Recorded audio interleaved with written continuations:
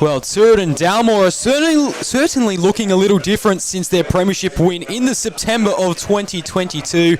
Cora+Lynn are looking to bounce back into flag contention after a shocking upset in the semi-finals. Is there a better time to attack the Gull than now?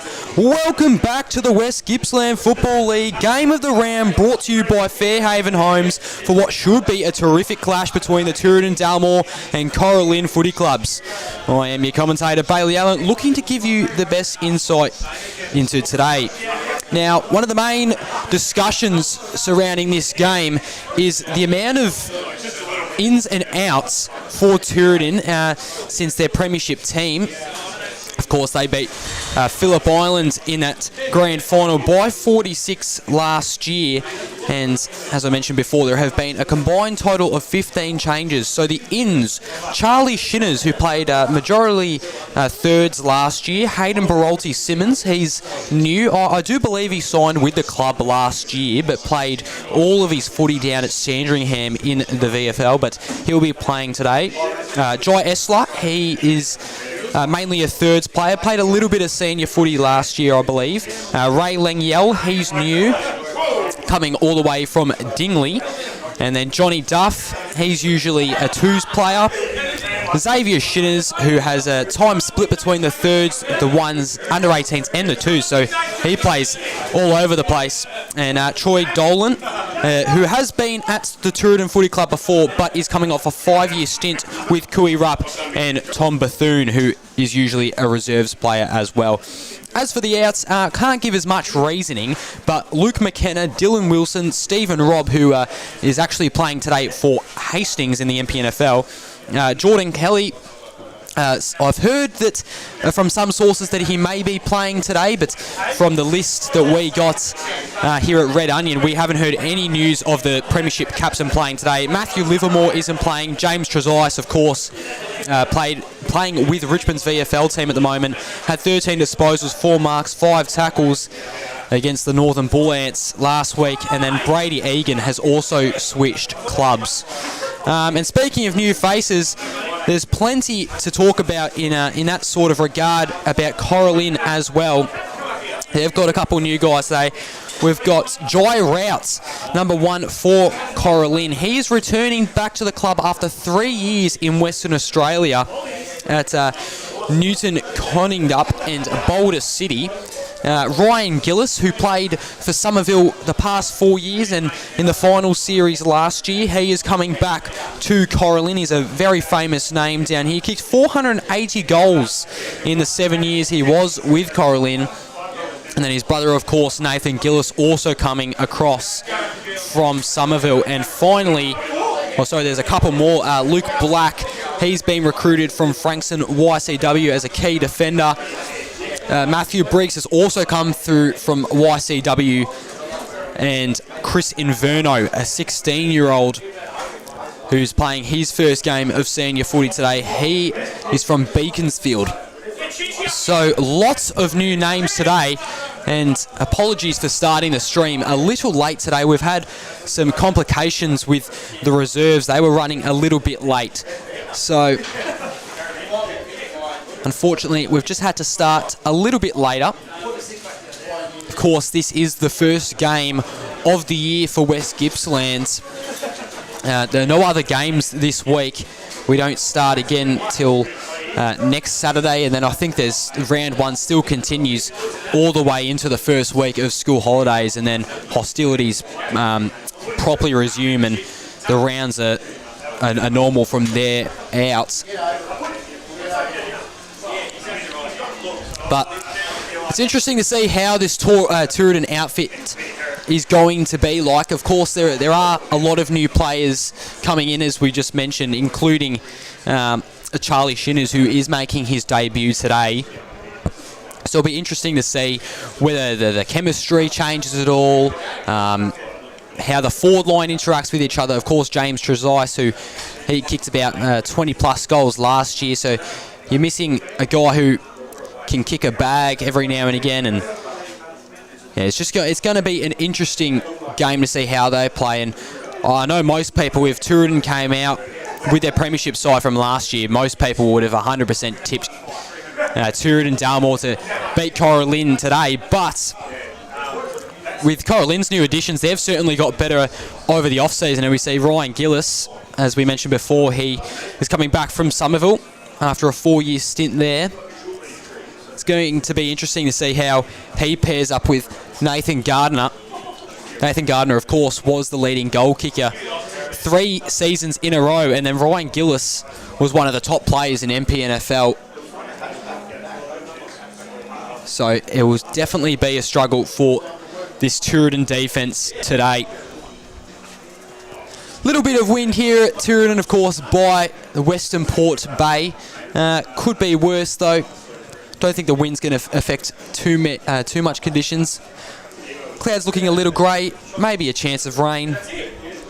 But for the most part of today, it has been completely fine. So players just warming up here.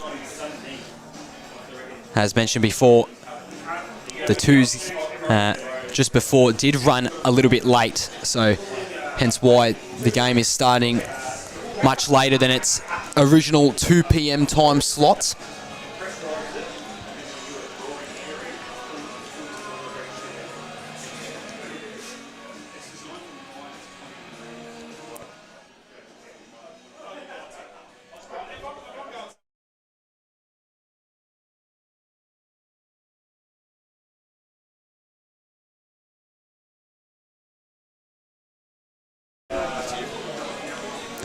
Sorry, just had some technical difficulties there with the microphone.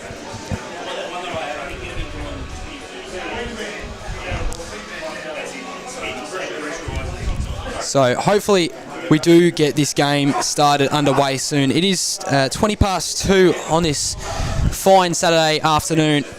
Hopefully we start in about maybe 10 minutes or so. Of course, they've got the flag unveiling as well, Tooradin today, which was meant to be at 2:20, but not sure what time that would be around now, considering, as mentioned before, the issues with the reserves earlier on. And I believe we might have a national anthem as well, so we'll just have to wait and see, unfortunately. Anyways, we'll be taking a short break whilst we wait for the game to get underway. We should be back in about 5 to 10 minutes. Don't leave, we'll be back very shortly.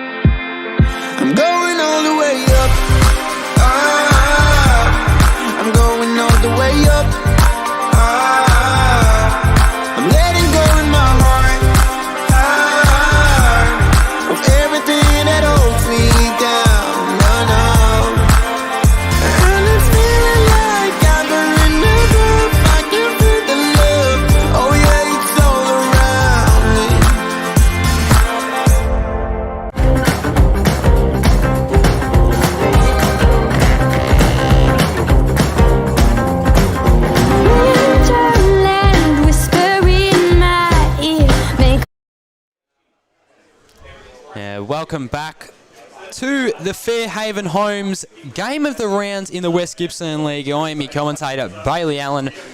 After a short break, just both teams lining up for the national anthem here. Of course, as it is the first game of the rounds, so much anticipation around these two games.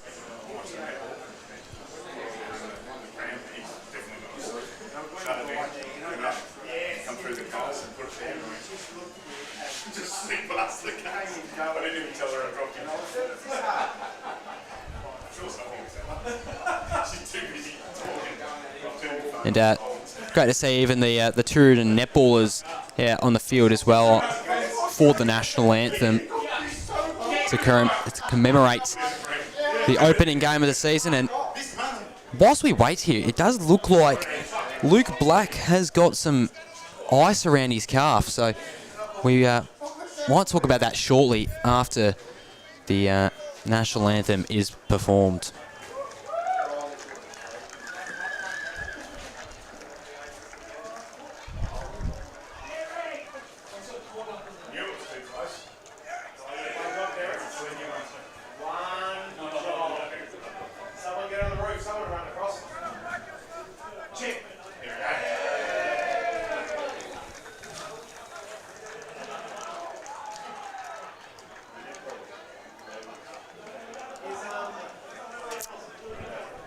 Okay, so there wasn't actually any national anthem performed, so I'm not sure what that was about. But going back to this, Luke Black was a player named today for Cora+Lynn, number 14, but as by the looks of things, his boots are off, or they're now on, but they were off at some stage and had strapping heavily across his calf and iced. So hopefully we can get an update on that shortly. But shouldn't be much longer with these warm-ups before we can finally get back underway for the 2023 season.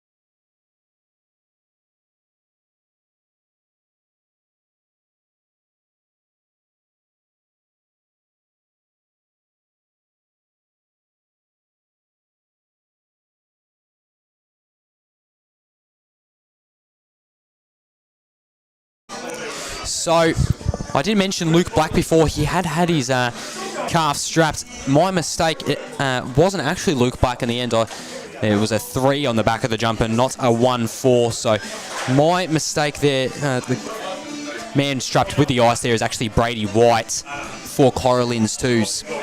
So, the players finally dispersing from their groups, and we are ready to get underway for 2023. So many variables this season. Sides have improved over the off-season. Sides have gotten worse. Hopefully this season can be just as unpredictable as the last, and we get a great result today. And just looking across the ground, it looks like Ryan Gillis is heading in to the midfield, or maybe he's making his way down back. So not his natural position down there. As I mentioned a couple minutes prior, he's typically known to be a forward sort of player, but heading down back today. So new beginnings for Ryan Gillis as a Cora+Lynn Cobra for the second time around. Pivot right in the ruck going against Billy Thomas, one of the famous rucks of this league. It's been so brilliant. Pivot right, of course, the best on grounds winner in that 2022 grand final when they beat Phillip Island by 46 points. And the flags are being flown for Tooradin, and they've been released for the first time. So here we go. Footy's back, everyone. 2023 West Gippsland. Thomas wins the hit out over pivot right. Ball goes to the right of wing. Some tumbling bodies around the ground. Cora+Lynn get out here. It's Gillis who hits up his brother in Ryan. Couldn't get him though. Now ball, it's just going to tumble its way towards the forward 50. And I did mention Ryan Gillis was playing defence before. My mistake. I didn't realise that Cora+Lynn were kicking that way. So Ryan Gillis is playing up forward. So off half back, Tooradin chips it. It's a good mark by Lenders. Had to slide down for it. Now finding Shinners. Couldn't get the mark in time.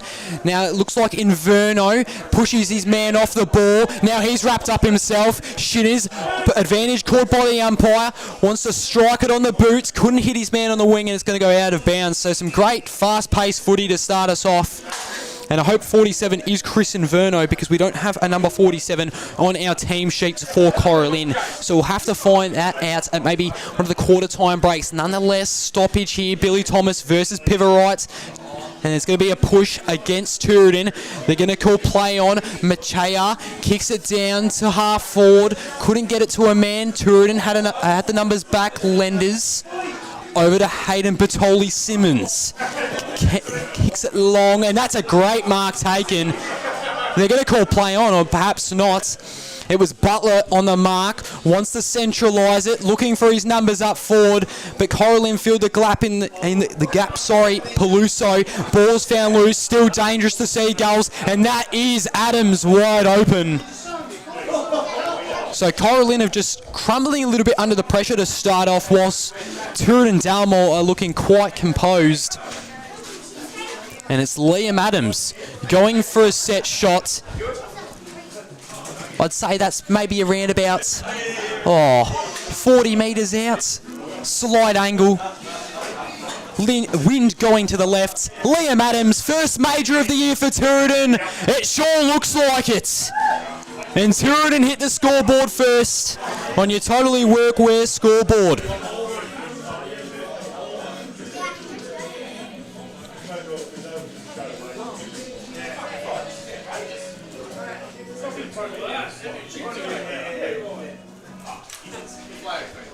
So that was some great teamwork with Tooradin there. Their constant pressure around the contest, just Cora+Lynn were just unable to properly get it to teammates as Machaya just kicks out of the air. A bit of Lindsay Thomas. He's going to get a free kick here. Nice 1% from Machaya. And then he kicks it forward and couldn't hit a target. Found with Cooper Ship.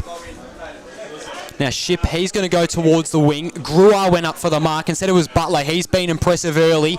Handball couldn't hit the hands of his man. Here's Gruar again. Handballs at forward. Pivot right was a bit too slow, so it's Parlberg who has to go racing for the footy. Took him on right there. Umpire calls play on. Maybe in the back, perhaps not. And it's going to be another stoppage here. I think it was Briggs that crashed through the pack there. The Tooradin fans were calling for holding the ball. Didn't get it. Gruar is going to go back to grounds. It was a nice tackle by Corey Machaya. And I called him Machaya early. Sorry, I do mean Machaya. Billy Thomas pushed out by pivot right. He's played a good game so far in ruck. Gruar fell to ground. Just got off the boot though. Punched by Butler. Now here's Suarez. Chips it across. No mark taken. Tim Payne, the captain, fighting. Inverno dribbles it across. Suarez, 2 disposals in a couple seconds. But his kick's smothered and it's going to go out for a stoppage. So impressive footy early from Tooradin. They've already got a couple early inside 50s, whereas Ryan Gillis and Nathan Gardner down for Cora+Lynn. They're struggling a little bit to get to the footy, and that is no insult towards them. The defense has been great from Tooradin so far. Ball tapped out, going towards the boundary line, and the whistle's blown. And the ball is... The stoppage has been placed in the most precarious of positions at the moment, just behind a tree. Nonetheless, they bring it a bit forward in. So Thomas gets the hit out on that occasion, not to advantage, however.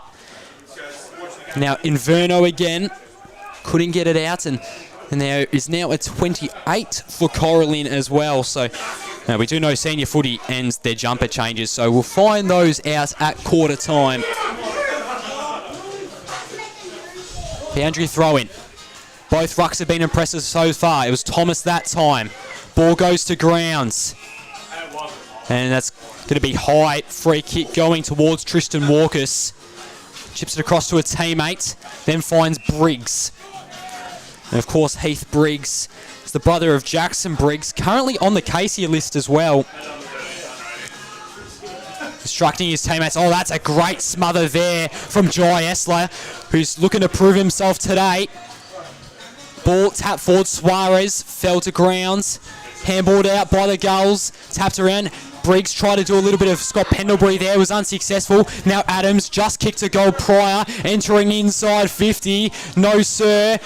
And then that's Lewis Hill. He's running it for it, but so is Brad Butler. Briggs falling over the top. Off the ground. Hits the post. Unlucky there for Lewis Hill. But Cora+Lynn just cannot get it up the ground so far. Tooradin zone defense has just worked absolute perfection. They're going to look to exit out a defensive 50. Successful. An uncontested mark taken by the Cobra there. He's going to slam it forward about 30 metres or so. Here is Gillis, expecting big things from him today on the wing. A little bit pushed forward. Walkus couldn't take it. So now Tooradin once again have recovered the ball, but now they apply the pressure of their own Cora+Lynn, and Ryan Gillis got his man a little bit high there, and it's going to be a free kick paid towards Tooradin. Gillis can't believe it. So eyes darting, looking for an option. Kick was poor, but in the end found Lenders. They're going to run a switch here. So now it's Leng Yell, the new player from Dingley. Hill kicks it across. Esler, slippery hands. Now Edwards, and that's going to be out on the full. Went right across the wing for young Jet Edwards, who's only played 10 games of footy. He's a co-captain in the under-18s last year. So ball smacks forward, hits Butler in the chest, who's been ultra impressive early on, has had plenty of the footy. And almost Kirsten there. It was almost a mark taken by Cora+Lynn. Now Bertoli Simmons, almost a little bit of a banana there from the wing, but it's going to roll out of bounds for a stoppage. But it's been a good contest so far. Both sides are going a little bit at it as well, so it's always nice to see a little bit of tension and drama, if you will. So at half forward here for Tooradin. The ball's been here on a number of occasions. Pivarite almost just took it straight out of the ruck. Looks like we might have another contest. Never mind, it X's out straight to Hill, however. Now looking for a contested mark. Scanlon wasn't good enough at the end of the day. Didn't have the footy. Did Suarez. Play on. Edwards misread the ball. And now it's going to be flicked across. Still inside 50 for Tooradin. Maybe in the back. Umpire doesn't see it. Payne goes to ground, the captain, and not quite. Couldn't exit outside of defensive 50, the Cobras. So ever dangerous. Pivarite had the strength, but somehow Thomas still got it. Walkus cleverly just rolled it across the grounds. Now that's Briggs of the Jackson variety, was rushed, kicked it straight to a defender in Johnny Duff, who centralises it to Brad Lenders, who's also been good down back so far. Gruer almost took a great contested mark there. Now that is Hill wide open, has had plenty impact early. Can Suarez run in time? No, only got a hand to it, and it's exited out of 50. But the ball is rolling towards the boundary line, and just too much winds there.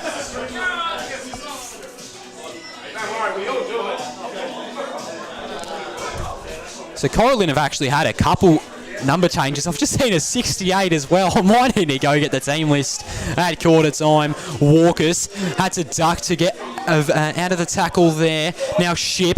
Oh, Gillis! Nicely done. Decides to play on. Might be in a bit of trouble. Just got the kick off. Now they're out here, the Cobras. They've got to move. Hartley kicks it towards right half forward. Open man.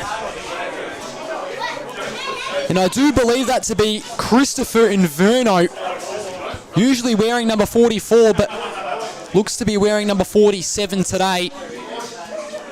He's going to go for the set shot here. Now the wind is going to be tough. He's going to have to aim right at that left behind post. Let's see if he can do it. 50 metres out. Oh, doesn't have the journey. It's going to be a big pack up forward. No mark taken. Hartley was looking dangerous for a sec. Inverno just a little bit sloppy there. Couldn't get it out. Many Seagulls in the defensive 50 at the moment. Essler just got it off before the tackle from the Cobra. Now Scanlon is in front of it, almost evaded it, actually, in fact he did. Now pushing forward, Dolan just got it off in time. Now Proctor was just slippery in the end. And then it was Jai Rouse who has got his first disposal since coming back to Victoria.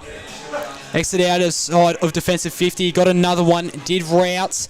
Running tight along the boundary line are the Cobras. Inverno try to go head-to-head with Bethune. And Tommy Bethune was successful in receiving the free kick there. A bit of a marking infringement. So Bethune sends a flyer. Oh, that's getting close to the boundary line. Is that out on the full? Now, I can't see it, and it will be out on the full. Cobras have been much better the past couple minutes. Tooradin are facing plenty of more challenges. I'd still say Tooradin have probably been the better side at the moment, though. Bethune was wrapped up instantly as soon as he gained it. Now Hill was met by a Cobra, grew up, centralises it, and found Shinner, or Shinners. Butler handballs it, half forward, Bertoli Simmons won't make it. Payne, the last man standing in defence, slaps it across the goal line. And it's going to be Matthew Briggs coming for the kick out. Running defender recruited from Frankston YCW, won a flag in that reserve side for Frankston YCW last year against Red Hill. They almost took a big flyer, did Ship. Oh, they're out here, the Coppers, look out. Briggs looking for Gillis, or perhaps not. He's got Inverno at centre half forward. Bethune couldn't cover his man properly. Now Briggs has to run for it. Kick was a little bit overshot though. Briggs, 1 versus 2, slaps it, trying to keep it in bounds. Machea couldn't get it in time. Excellent work from Tooradin. Great composure in defence.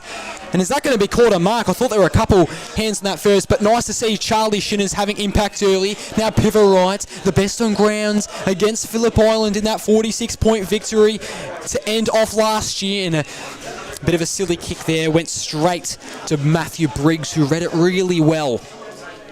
And if I'm Cora+Lynn, I just want to go through the corridor a bit more, play with a bit of dare, because the wing just isn't working. Briggs got the tackle, got the kick off in time, sorry.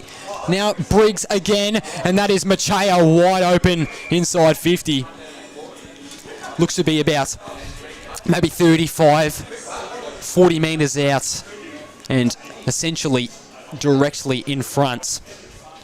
Corey Machea, elite and classy player, played in a VFL Grand Final loss for Casey against Box Hill in what I believe was 2018. But Machea, such an important, vital member of this Cora+Lynn side, strolls in to get the first major of the afternoon. He gets it, and the boys get around him.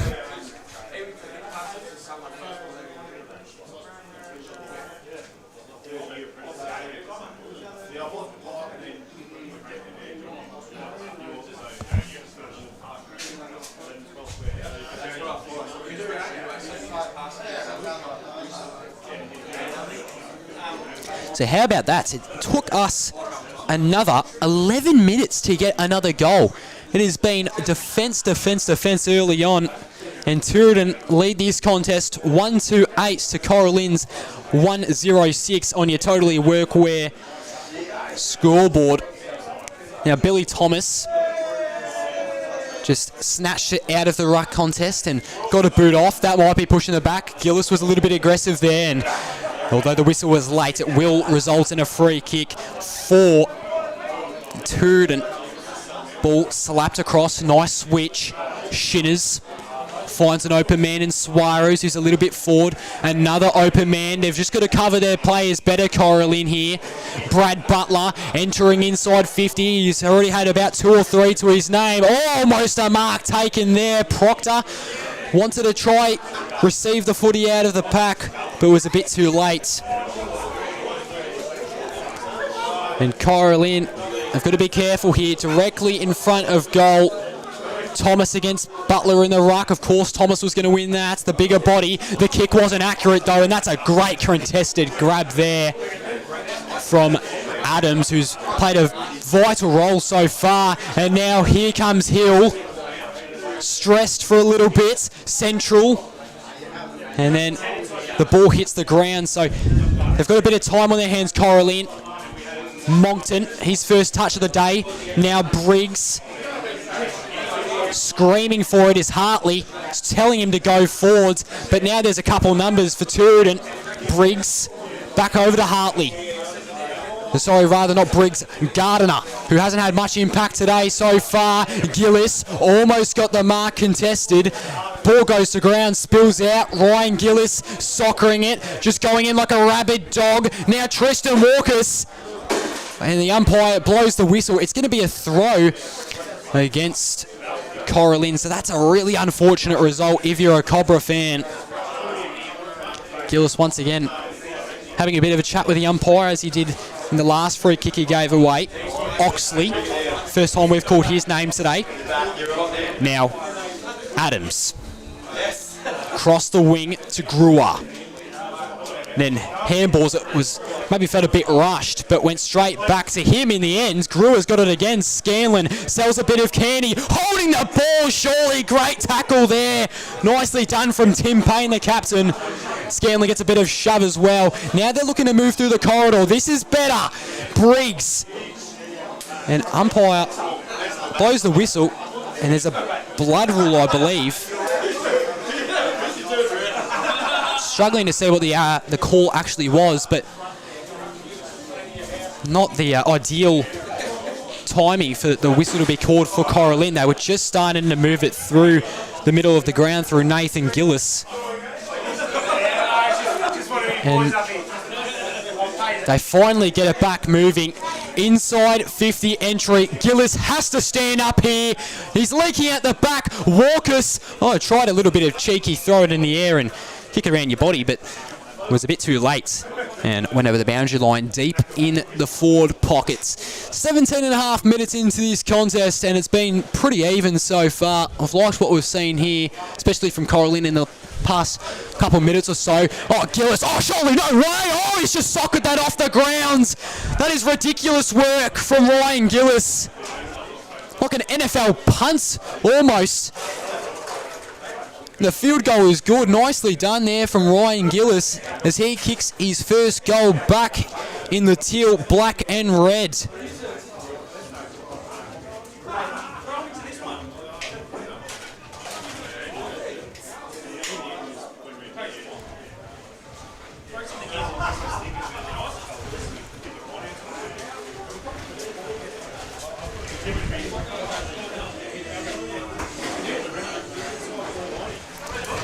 So we resume hostilities again.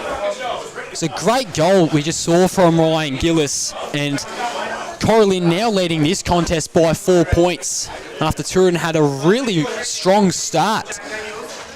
Thomas won the hit out. Ball's going to spill out to Dolan, and umpire says, "My ball, thank you very much." The ball thrown right back up in the middle of the square. Machaya kicks it out. They had the whole field there, Tooradin, but Lenders couldn't mark it. Another opportunity presents for the Cobras. Here is Gillis. The Gillis brothers back to back. They're back. They took about a 40-minute drive from Somerville, and they're home.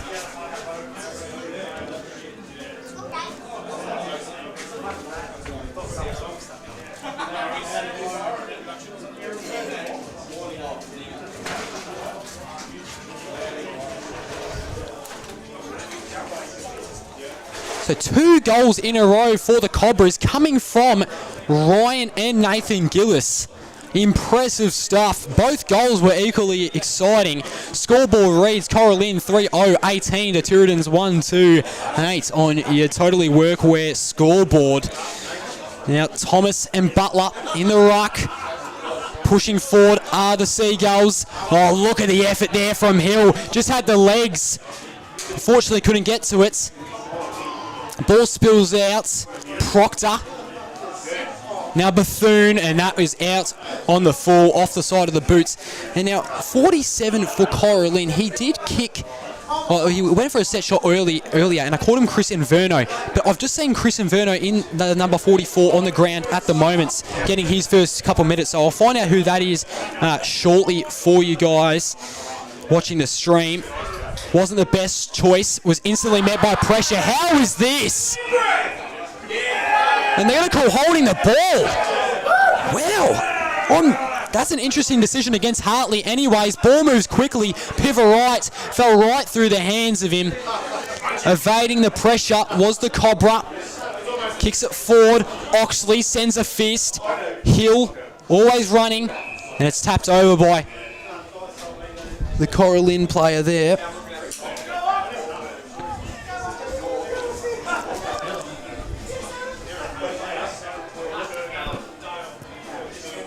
So Cora+Lynn, you think, have all the momentum at the moment. 21 minutes into this, Tooradin started off really hot. Brad Butler, who's been playing plenty of ruck minutes in the last 5 to 7, actually won the hit out against Billy Thomas there. And here he goes again against Billy Thomas. Such a famous name in this league, as we mentioned prior. Oxley socketed it, received a bit of a push there from Gillis. And holding the ball calls the umpire. It was a tackle right across the boundary line going towards Cora+Lynn. I think it was Proctor that had the footy. So Ryan down to the back pockets. Running a nice clean switch here are the Cobras. Inverno was there, ignores him. Kicks it to an option out on the wing instead. Immediately plays on. Handballs over to Edwards. And then they go lateral. Finds his man, another man open on the wing. Inside 50. Machaya looking dangerous. Not quite. Oxley, can he get it out there in time? Such a classy player. Collingwood AFL player, as we all know very well. And umpire calls for the ball back.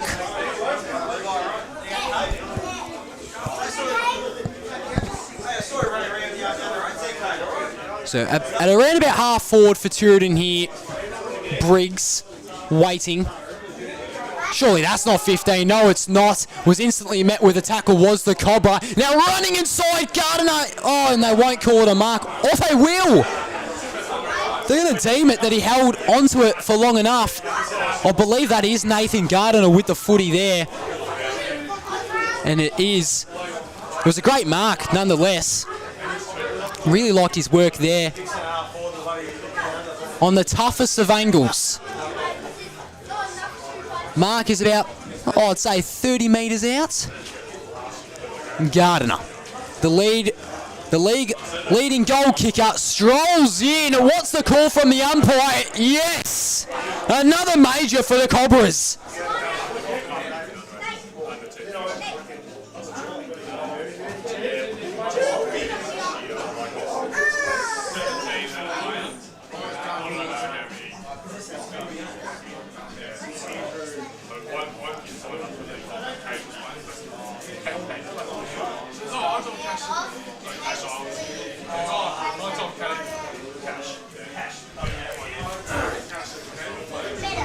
So the two key forwards for Cora+Lynn have now kicked a goal apiece. It was Ryan Gillis with the soccer earlier on in the quarter, and then Nathan Gardiner with the set shot there. Another kick inside 50 from Machaya. Oh, again, no.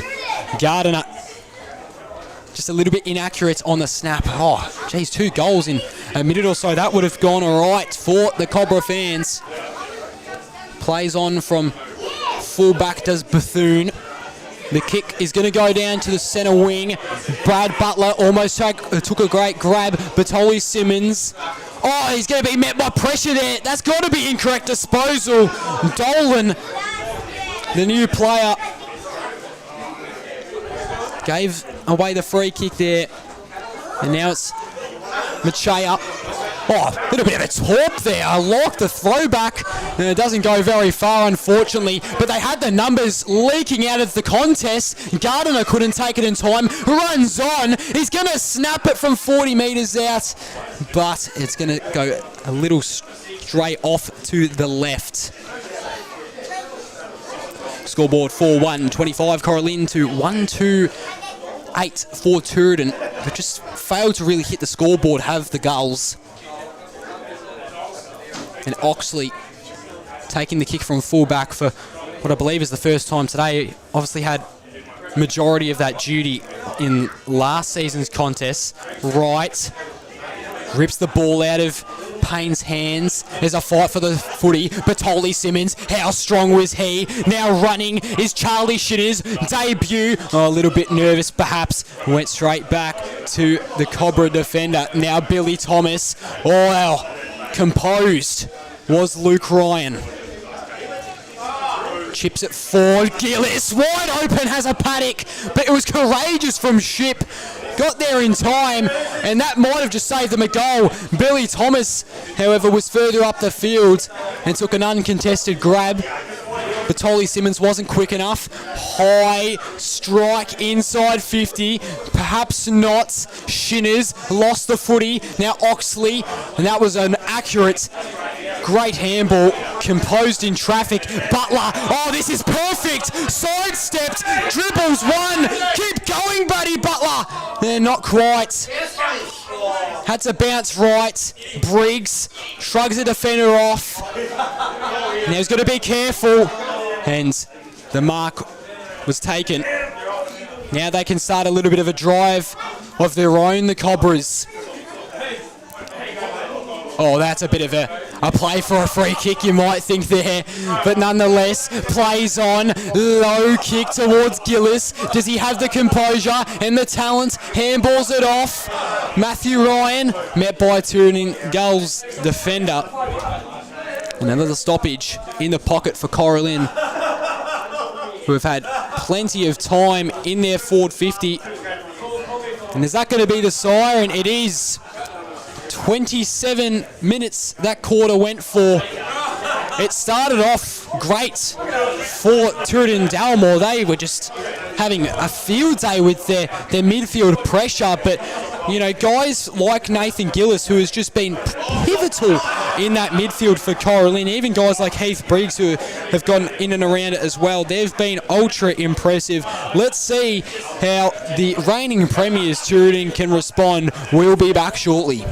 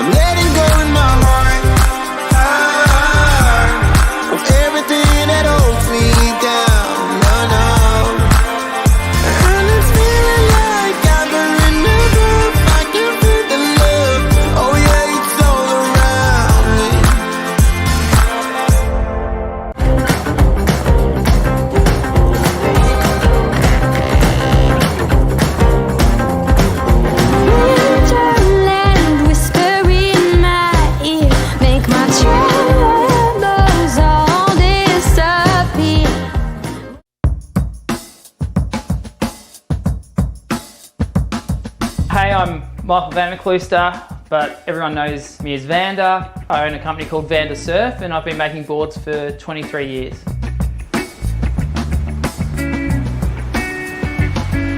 When I started, it was all hand shaping and templates off the blank, and then as CNC surfboard shaping machines came into more availability, I started designing on the laptop and designing in 3D modeling. It allows me to be creative, express, my artistic side of making surfboards. My favorite part of shaping boards is I really enjoy the interaction with the customer. I love making surfboards for other people. If I can make a board that's going to make them enjoy going surfing more, that's what I get the most joy out of. This is a story of a community that likes to work hard, digging, fixing, building, keeping people safe, or just lending a hand. A community that all have one place to come together, where they're spoilt for choice and good service is everything. And although there are stores all over Australia, the owners are as local as they come. Totally Workwear, clothing your hard-working community.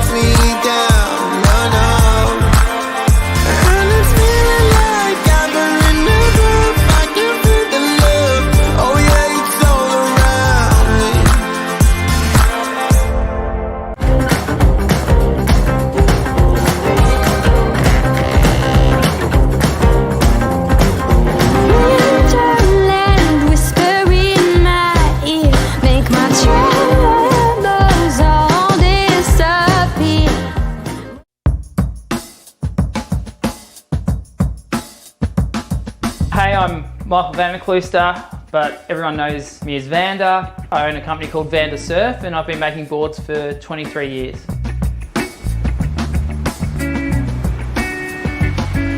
When I started, it was all hand shaping and templates off the blank, and then as CNC surfboard shaping machines came into more availability, I started designing on the laptop and designing in 3D modeling.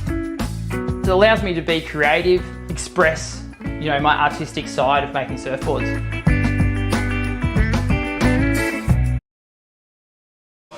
So welcome back to the Fairhaven Homes match of the rounds. Today is Tooradin+Vs++Cora+Lynn versus the Cora+Lynn Footy Club. And it's been a very high quality clash so far. I've liked what we've seen. There have been a couple stray kicks that have been questionable decisions, but for the most part it's been a good game of footy. Tooradin had all the momentum early on, and then Tooradin just Cora+Lynn works their way slowly back into the game to the point where they now have 100% momentum going into the second quarter. We'll see if they're actually able to hold this sort of play up going into the second term. Billy Thomas, he had a great first quarter, as well as, I guess, sort of new player Nathan Gillis, of course, a former Cobra, coming back to the club from a 4-year stint in Somerville, as well as his brother Ryan Gillis, who kicked a goal, and so did Nathan, actually. Both kicked goals back-to-back within a minute of each other. And it has just been Cobras, Cobras, Cobras since about, I'd say maybe about the 10-minute mark of the second quarter. Nonetheless, here we go. Thomas has played 100% of ruck today, is taking all the ruck duties. Briggs read the ball wrong. It was a punch by Bethune. And now Cora+Lynn tried to kick it inside 50, and Ship just fell to his knees there, and the ball smacked him right on the chest. Searching. Adams wanted it to him. Instead, opts to go to a pack. Pivarite almost took it, and ball will go over directly in front of our camera. Shannon, hurry up! And it was Batoli-Simmons who knocked it over. Boundary throw-in. Thomas got the advantage, knocked it to his right.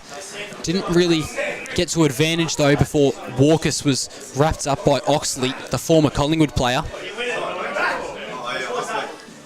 And now I think of it, I haven't also seen Brent McCafford today, who was named for Tooradin, the League BNF from last year, but yet to see him, so not sure what's going on there. Anyways, Tooradin out, Shinners. Tried to find a teammate, but was in a contest, so he was unsuccessful. Now the Cobras, the pressure, the footy is now loose. Briggs got to Gillis first, handballed it, but was met by Galea. It was nice defense. So a little bit of a sock up, and then his wraps up immediately is Brad Lenders, who's been at Tooradin his entire life. 115 senior games for Tooradin. Ball tapped, and umpire will call back for it immediately. Here we go again. Thomas has been pivotal in ruck to start off for the Cobras. It was, Shinners who almost got to the footy. Was a bit too slow, however. Now here is Esler. Kicks it inside 50. Batoli-Simmons, Brad Butler just wasn't strong enough. Got him high there. No, they're going to call holding the ball. And in the end, fair enough. Went straight to his knees. It was either Gus DaCosta or Hayden Spearings there. Wasn't quite sure who that was, but here is Brad Butler looking to get his side back into the swing of things. Was probably Tooradin's best in that first quarter. Little skip step, and the wind has just pushed that way right.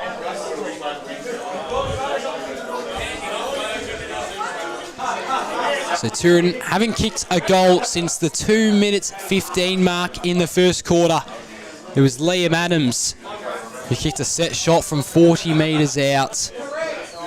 And there's just been 3 behind since then. Scoreboard at Tooradin yet to update. Plays on out of full back. Thomas has the height advantage, still couldn't get it. Adams looking to re-enter inside 50, and that's wide open. Let's go, Post! It was a really good find in traffic, and it is Charlie Shinners. Played thirds all of last year, and it's his debut game today. This would really get Tooradin up and about here. Charlie Shinners, 40 metres out, slide angle. Oh, the kick's looking good, but no, that wind, it is being trouble today. And Shinners, unfortunately, is going to kick it for a behind. So scoreboard reads 4-2-26 Cora+Lynn and to 1-4-10 for Tooradin. Ball sent high. Oh! Wowee, Gardiner almost took a massive one. Hartley instead is going to dribble it across the boundary line, and geez, that would have been one of the best marks I've ever seen if that was taken. And it's going to be deliberate instead against Cora+Lynn. So Tooradin, let's do it all again. Pivarite couldn't grab it. Instead he'll tackle Briggs, trying to rip the footy out. He's had plenty of it, but no, it would be a stoppage instead.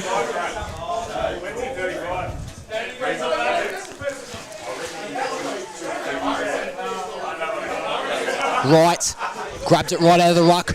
Rua Little dribbler to half forwards. Calling for ball are the Tooradin fans. Shinners has been good in the second quarter early on.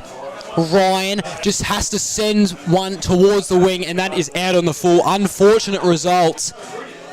So now it is Troy Dolan taking the free kick.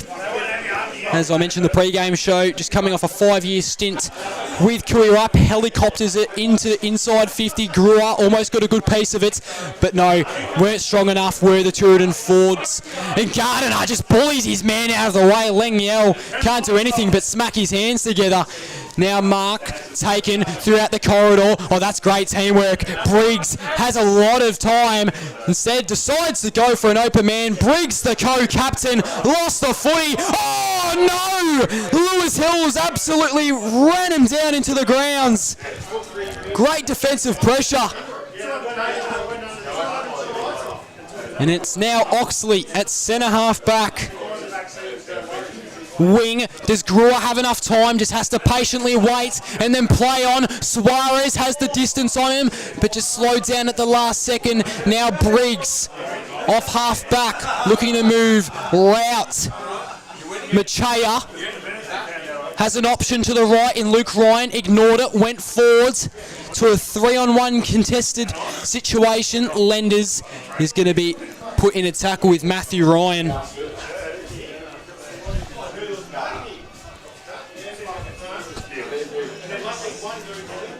So that's just what's been so good about Tooradin, Cora+Lynn so far. Their ability to move the ball from half back has been terrific. Ryan just read it a little bit wrong. Right. He's had a decent game so far. Now Grewer, he's going to be careful. Just patiently waited, as I believe it was Gus DaCosta there to fill the gap. And then he kicked it across. Here is Ryan, who's had a couple possessions in this second term. There's a lot of green and red there. Machaya leaking out the back, keeps it in somehow. But it looks like Galea is going to get back in time, and he does. So they exit defensive 50, do the goals, but it's fallen right back to Matthew Ryan. Oh, a little bit of a dribbler. Oh, is that going to call it a mark? No, play on. And he's landing right on top of the footy, but was decided that he didn't have enough prior opportunity there. So a stoppage at half forward. Thomas nominates. Going against what I believe is Essler there. Kicks it out of the ruck. Oh, almost took a mark, was Gardiner. But here comes Briggs instead and misses to the left.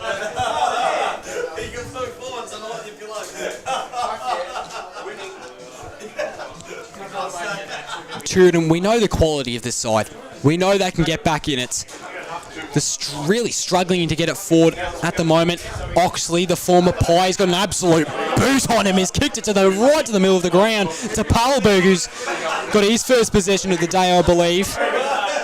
Now Adams, and that's good defensive pressure there from Peluso, but they turned it over. Now Tooradin from 50 out! Nicely done, Blake Grewer!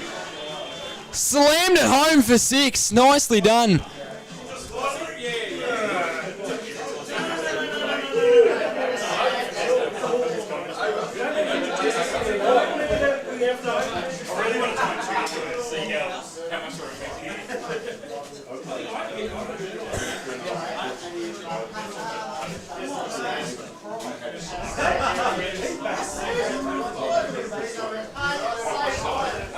Is that the lift that Tooradin need? May I just mention, that was all off the back of Adam Oxley there. What a great, booming and accurate kick into the middle of the field that eventually led to Blake Grewer having a wide open shot at goal. But now here come the Cobras. Centre clearance was just a bit sloppy in the end and it ended up with Bethune. He's got Proctor yelling for it. Instead goes to the wing. Here is the ever-fast Hill, but the ball just had the bounce and seems frustrated. So Billy Thomas has got a very big... Oh, no, never mind. I thought another player had nominated there. He's gone against Essler. No hit out one there.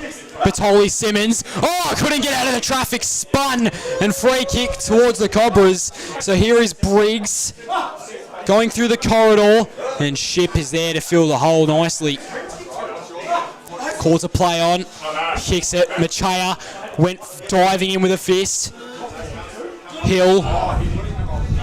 Ball just squirting out of the contest there, but went out of bounds on the full.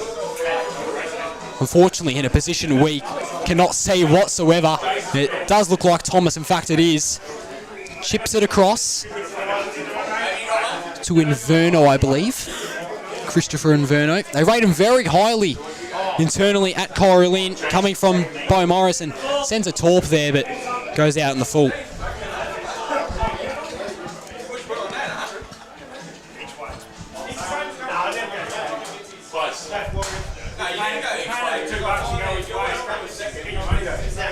Called to play on is the Cobra. Got the footy back immediately, did Tooradin. And Batoli Simmons just rushed his decision a little bit. Peluso, the small backman, was there to grab it. Running a switch, Monroe grabbed it, took it, looked for Briggs, couldn't hit a man however. Oxley now, handballs it off. Pivot right in the middle of the ground, grabs it. Now they should really look to move through a handball through the corridor. Instead, Pivot right is going to go for the contested option. Oh, almost took a big grab there. Did the seagull. And it's going to be a bit of an unrealistic attempt at a mark there. So they'll get the ball back, Cora+Lynn. Now 47 is usually Jimmy Monroe's name, but he's got a Casey game tomorrow. So may well not be Monroe. Didn't get time to get the team sheets at quarter time. Suarez, good use of the body. And he's going to have a set shot from about 25 out. The Cobra there claiming that it was a push in the back, but I think he just placed his hands perfectly there. So Suarez kicked 5 on grand final day last year, strolls in and gets it. Tooradin 2 in a row, and they're starting to come back a little.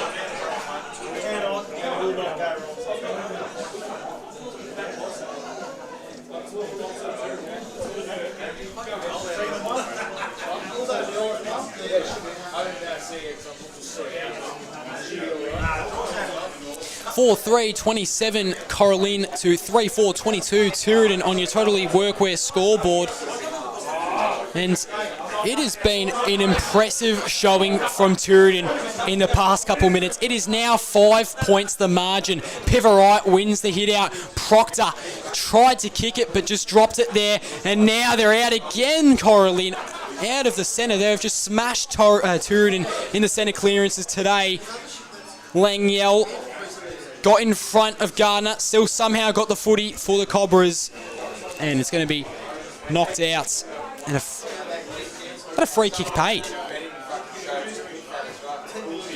Umpires directing it. It's going to be a free kick for Corey Machea. I didn't actually see what the call was for, but here is Machea looking to go for possibly a banana to bring it back to 11 points, snaps it across the body and has missed the lot. And some Tooradin fans calling for deliberate there, and not exactly sure about that one. So more umpire discussion here, and it's not going to be a boundary throw, and they'll just ball it up in Cora+Lynn's pockets. Ball. Bit of hot potato there, just slapped it around. Ball's going to be brought to ground, and umpire actually puts an end to the play.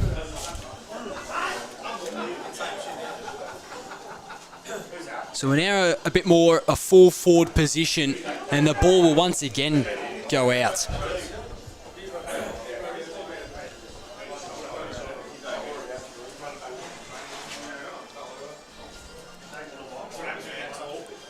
Here is Thomas in the ruck, has had 100% of duties today, unlike Tooradin, who have shared it around a little. Squirts out of the contest. Briggs, Gillis had enough space and took a clean mark.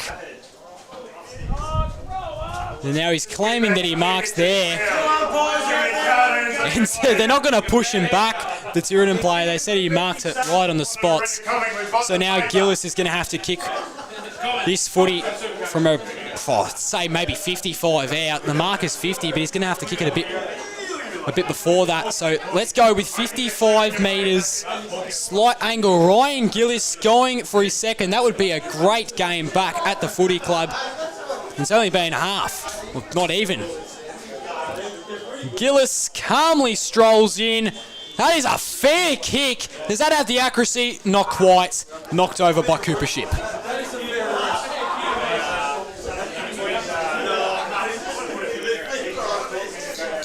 Oxley at fullback. Such a good kick at the footy is Oxley, originally coming from Redlands, who played in the NEAFL before he was drafted in the rookie draft by Collingwood. Batoli Simmons goes right up the middle. Peluso had a high disadvantage there against Parleberg, but was very calm in taking that and got a nice, clean, uncontested grab. Here is Peluso again, assessing his options. Goes towards the wing. Gillis was just streaming through. And free kick against Gillis. He's had a couple paid against him today. So Tooradin now once again have an opportunity to re-enter inside 50. Plays on. Sends a high one up for any mark taken. No, not quite. Umpire calls the play on. Ryan got it out. And now it will probably go back to Tooradin. In fact, it will. Proctor ran horizontally across the contest and stole it from the Cora+Lynn player's grasp. Proctor, his second inside 50 in a mere 30 seconds, and filled the gap nicely, did Ryan.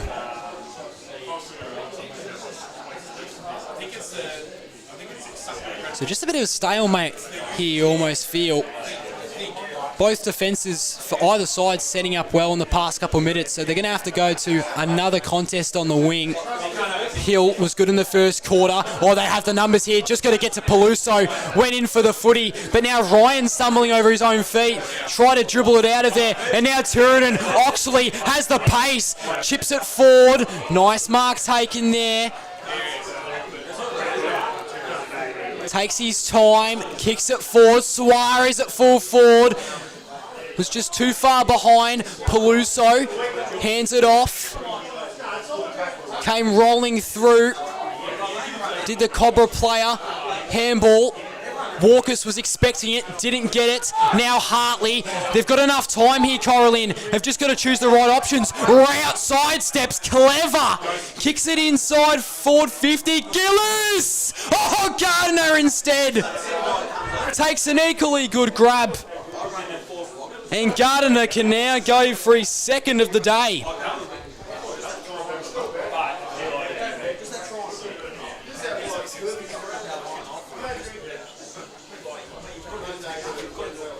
Nathan Gardner, he's had a good game up at forward today. Leading goal kicker 3 years in a row, was of course in the team of the year last year. Why would he not be? Best forward in the competition by some stretch. Maybe other than Dermot Yorney. Gardner goes through from about 40 out. No worries.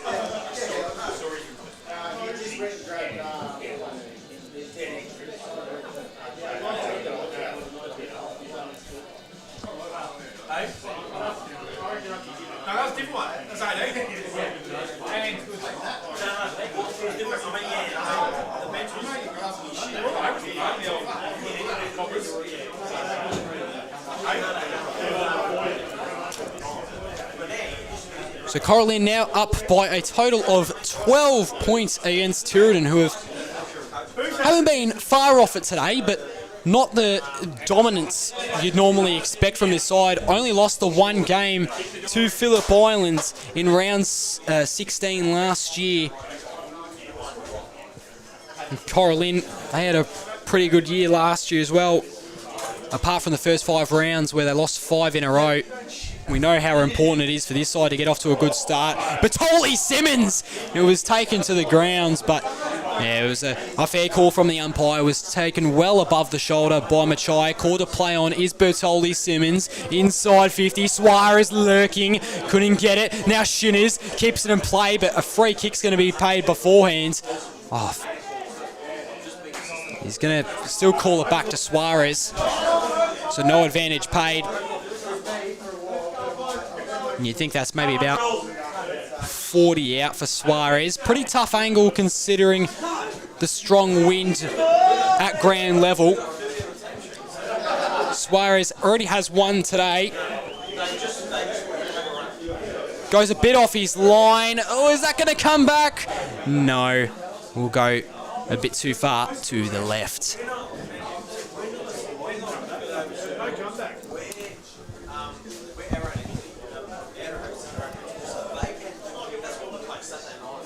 So we're just starting to see the amount of changes in this side taking its toll on Tooradin at the moment. Oh, no! Shinners almost grabbed another high one. There's been multiple near marks today. Walkers couldn't get it. Gillis bumped his opponent, is Suarez, out of the way. Oh, and now there's a big ball starting here. Gillis gets a fist of Adam Galea. Oh, we like this. We love this side. It just has to be under the roof, though. But we know the behaviour of Ryan Gillis. He loves to get into it. Still hostilities resuming. Now Billy Thomas has a bit of Julian Suarez. Oh, jumper punch from Gillis. Pivot right. Handball goes to Ryan there. Oh, and Gillis is giving the finger to Tooradin. They're getting into him. Oh, this is fun. Footy's back. Oh, I love this. Oh, Batoli, Simmons, Adams. If Tooradin kick a goal here, you know they're going to get into him. And goes out on the full. Tempers are real high now. From the minute I saw Suarez look Gillis in the eyes, I knew something was going down.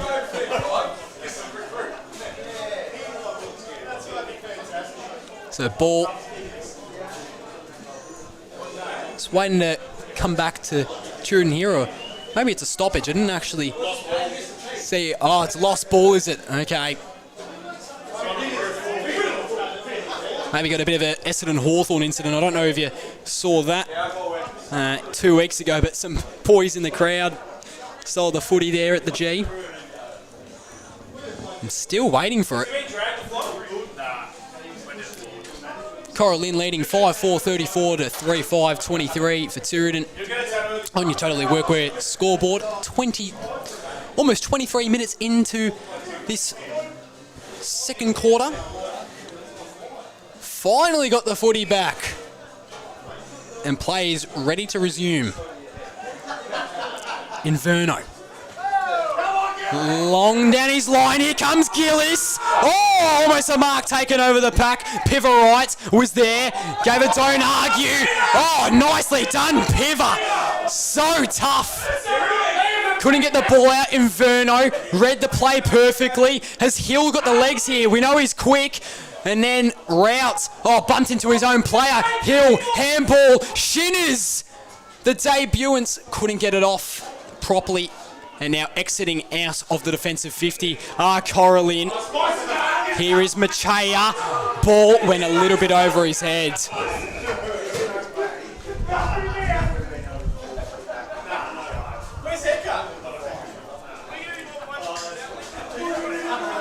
Pivot right, he's been really good today. Billy Thomas, he's put on a great performance, but no doubt Pivot right has been absolutely great. Gillis kicks it to his brother, fell over and slipped a little, and they get stuck into him. The Tooradin crowd ship was there to fill the hole at half back, as he's done multiple times today. Johnny Duff, not quite. Gillis dropped it. It's going to be a free kick. I think it was high contact, they're going to say. Nathan Gillis, and there's a player coming off the ground here for Tooradin. I think he might be concussed here. So unfortunate.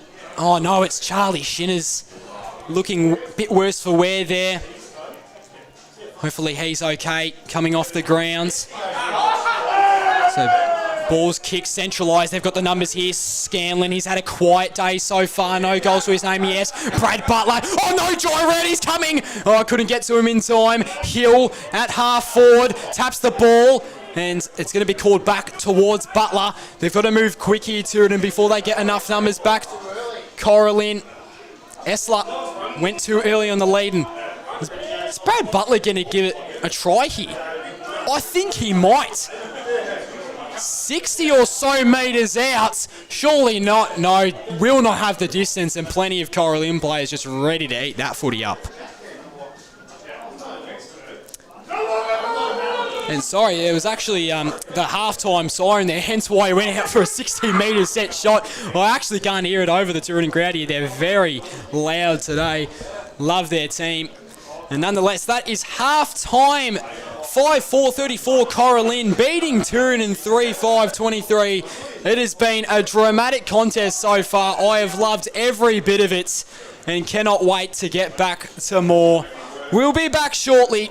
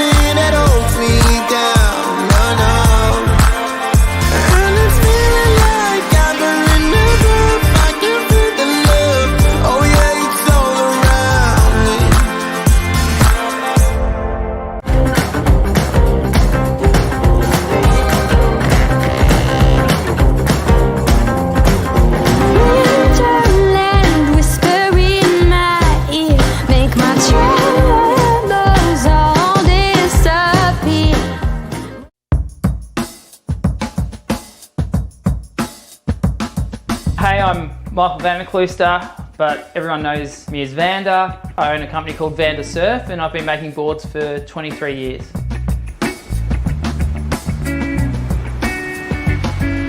When I started, it was all hand shaping and templates off the blank, and then as CNC surfboard shaping machines came into more availability, I started designing on the laptop and designing in 3D modeling. It allows me to be creative, express, my artistic side of making surfboards. My favorite part of shaping boards is I really enjoy the interaction with the customer. I love making surfboards for other people. If I can make a board that's going to make them enjoy going surfing more, that's what I get the most joy out of. This is a story of a community that likes to work hard, digging, fixing, building, keeping people safe, or just lending a hand. A community that all have one place to come together, where they're spoilt for choice and good service is everything. And although there are stores all over Australia, the owners are as local as they come. Totally Workwear, clothing your hard-working community.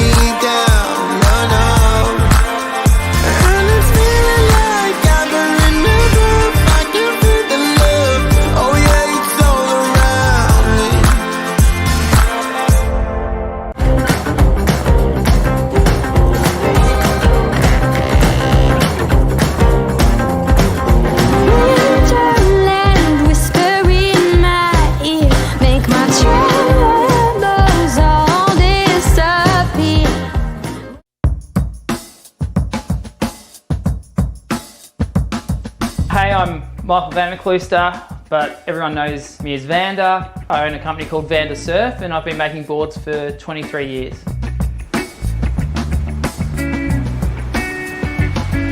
When I started, it was all hand shaping and templates off the blank, and then as CNC surfboard shaping machines came into more availability, I started designing on the laptop and designing in 3D modeling. It allows me to be creative, express, my artistic side of making surfboards.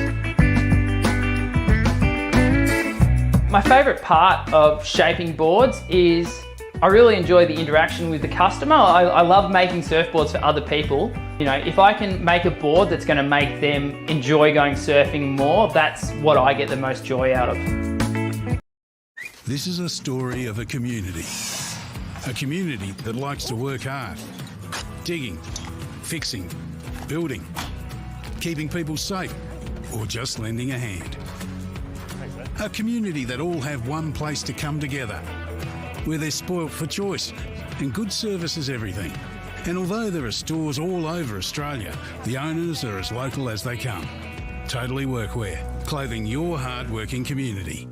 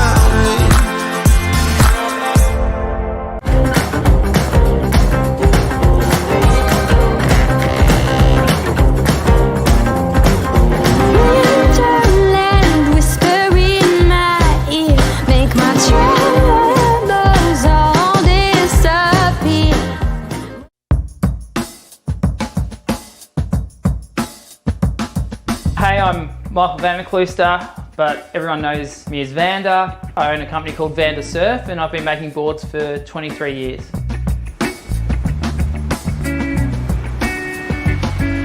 When I started, it was all hand shaping and templates off the blank, and then as CNC surfboard shaping machines came into more availability, I started designing on the laptop and designing in 3D modeling.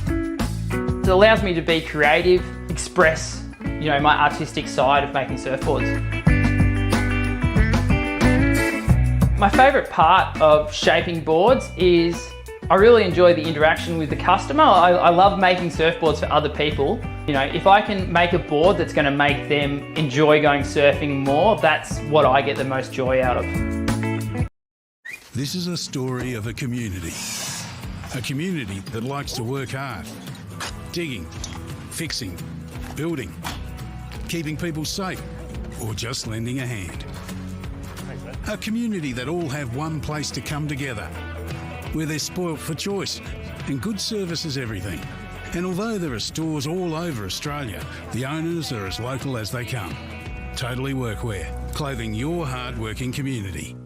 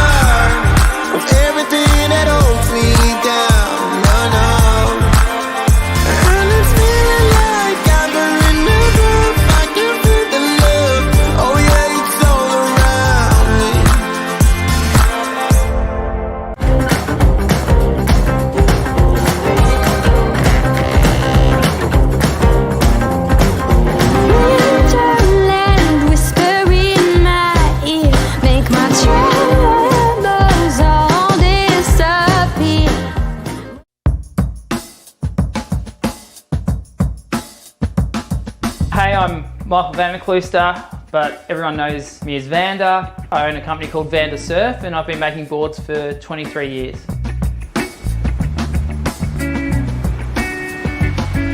When I started, it was all hand shaping and templates off the blank, and then as CNC surfboard shaping machines came into more availability, I started designing on the laptop and designing in 3D modeling. It allows me to be creative, express, my artistic side of making surfboards.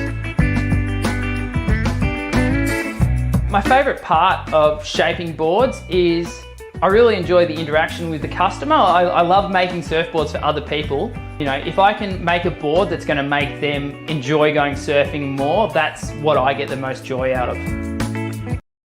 This is a story of a community that likes to work hard, digging, fixing, building, keeping people safe, or just lending a hand.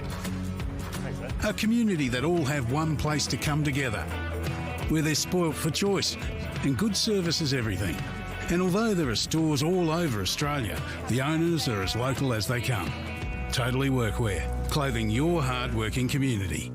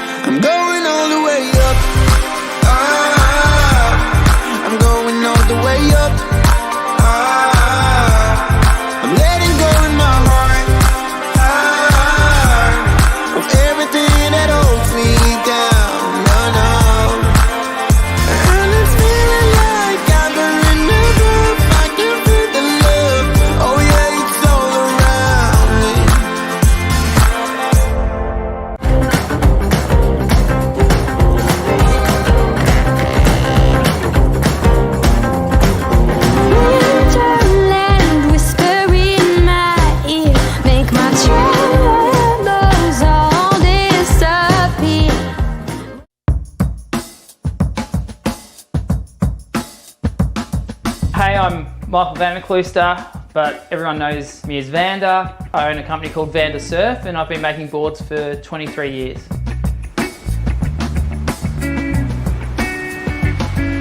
When I started, it was all hand shaping and templates off the blank, and then as CNC surfboard shaping machines came into more availability, I started designing on the laptop and designing in 3D modeling. It allows me to be creative, express, my artistic side of making surfboards.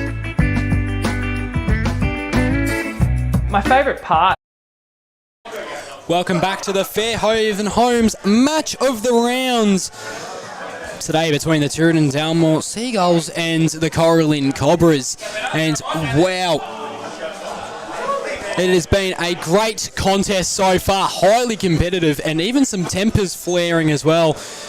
We are actually currently situated inside one of Tooradin's club rooms, so we have a good place to film, and it is filled with the Tooradin fandom. And as we know, with those Ryan Gillis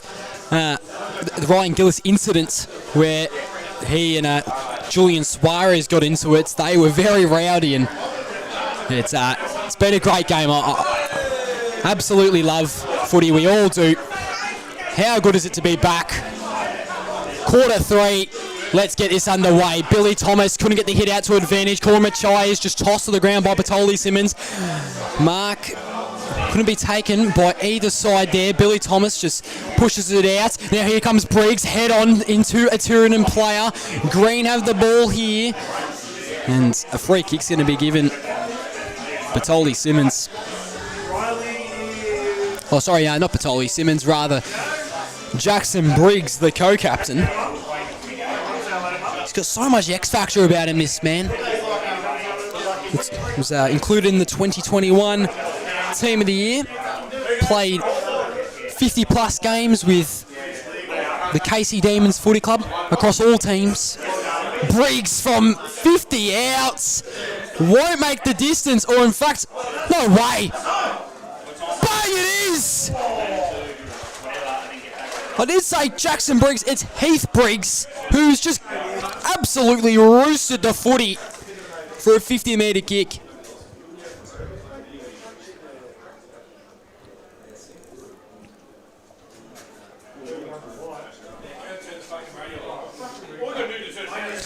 So my mistake for saying that was Jackson Briggs there. I saw the tattoos and the 4, so I did think it was Jackson there. As we resume play, Thomas goes to grounds. Adams just has to push the ball out towards the wing. Who's going to win this race here? Rout and Hill. They're both pretty quick. And then Hill just bumps into his man in route for it to go over the boundary line.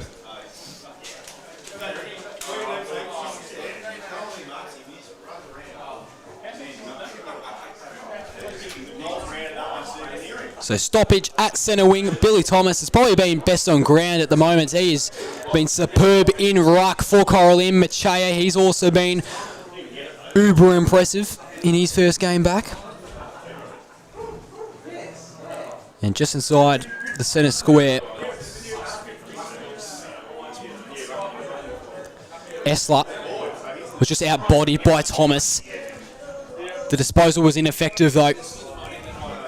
And I think it was Bethune wrapped up there.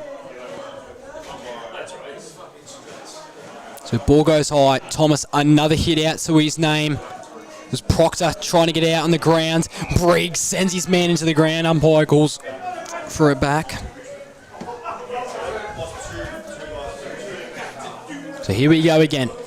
Centre half forward for the Cora+Lynn Cobras, but here come the Gulls. Esler out on the wing. He's got the legs probably. Oh no, he's kicked it underneath him.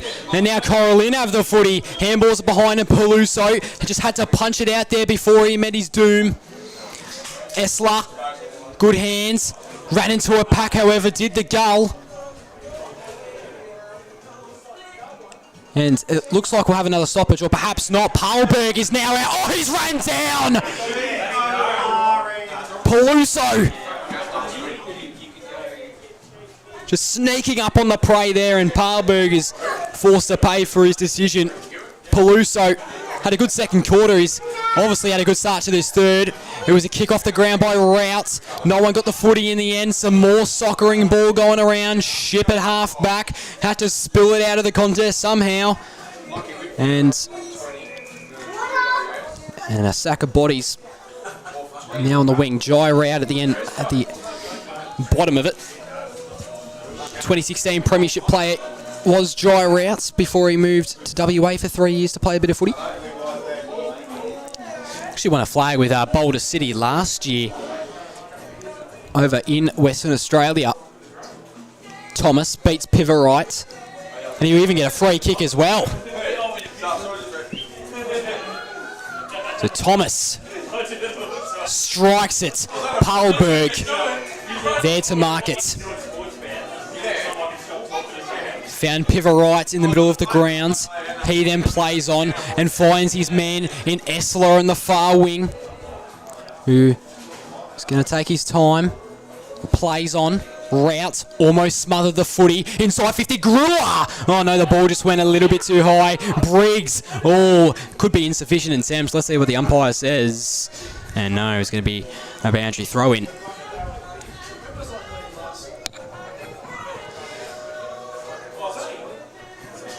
Esler trying his very best to get over the top of Thomas, but he's just been dominating so far. punches it out of defensive 50. They pick it up still. Hill to Adams. Pivot right. Oh, gives it a massive boot. Oh, no way, Pivot! Pivot right. 60 out. Give it a roost, big fella.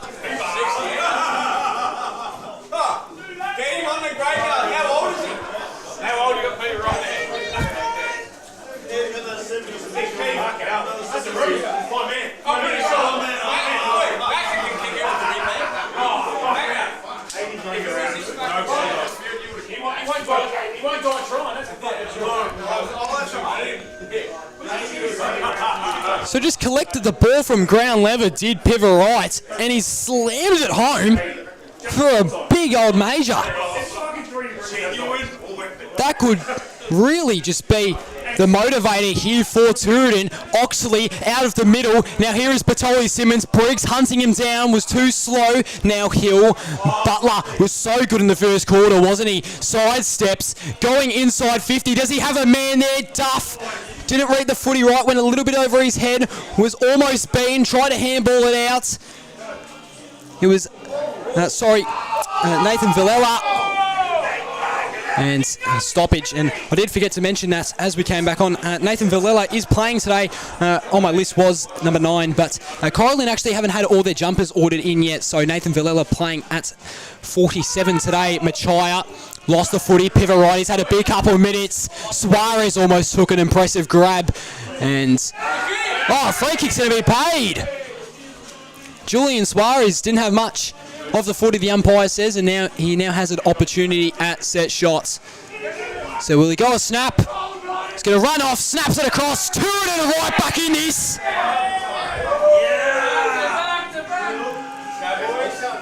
you next year, Suarez.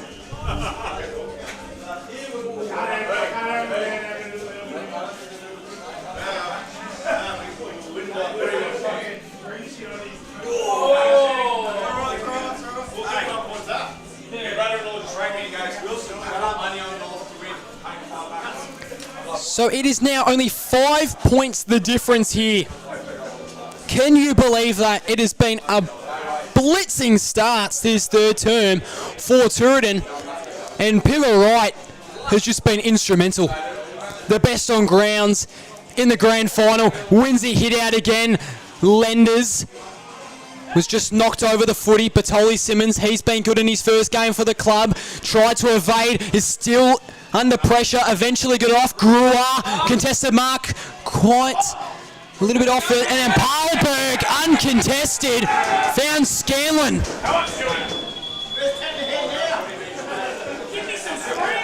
Oh, sorry, not Scanlon.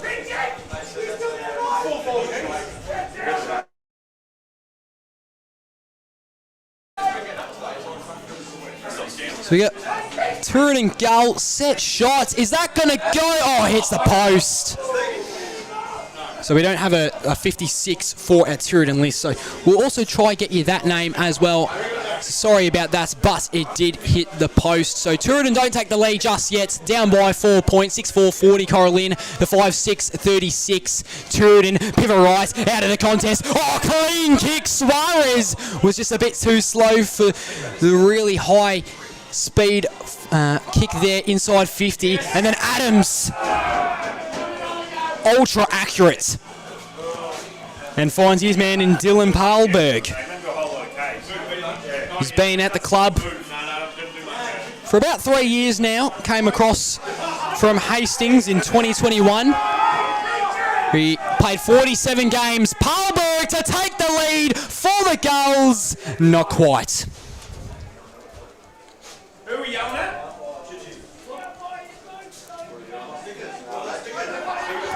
So Cora+Lynn just getting some of those nerves again, like how they did to start off the game. Kicks it forward. Gillis hasn't had much opportunity, and he's going to get a free kick.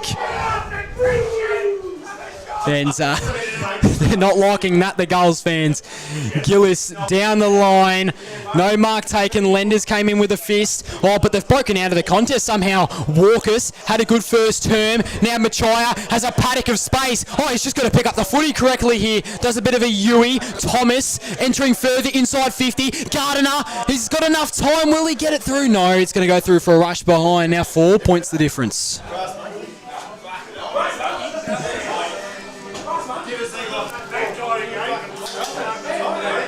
Oxley. He's had a pretty good game today, you'd say. Oh, that was... Kick was affected a little bit by the wind. Went over to Walkers, but couldn't get there in time before it went over the boundary line.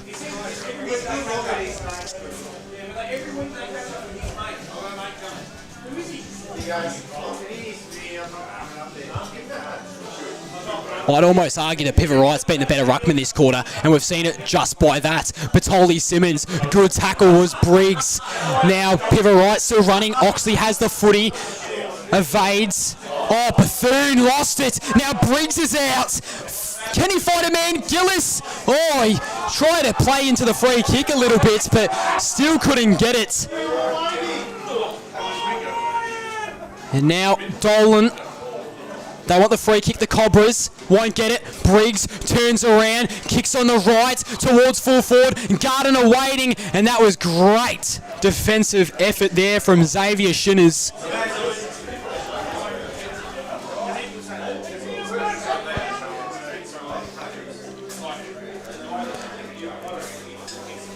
So Cora+Lynn have probably been the better team in the past couple of minutes, but Tooradin are certainly winning the quarter, aren't they? Suarez uses the body and gets in front. Clever Julian Suarez. Brewer, is he quick enough to beat the boundary line? Not quite. He's going to have to run over.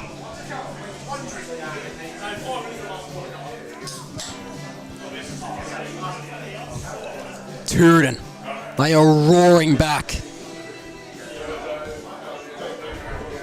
Pivot Wright versus Billy Thomas and the ruck. It's been a great contest all day. Adams exits out of the contested ball, and Scanlon! That is as accurate as a kick will ever get. Class from Liam Adams. And now Scanlon can go for another. Missed on his last set shot. Looks to be about 55 metres or so out. He's been unlike himself today. He's had a quiet afternoon. Scanlon for the first major of his day. Does that have the distance? It sure does. Tooradin hit the front.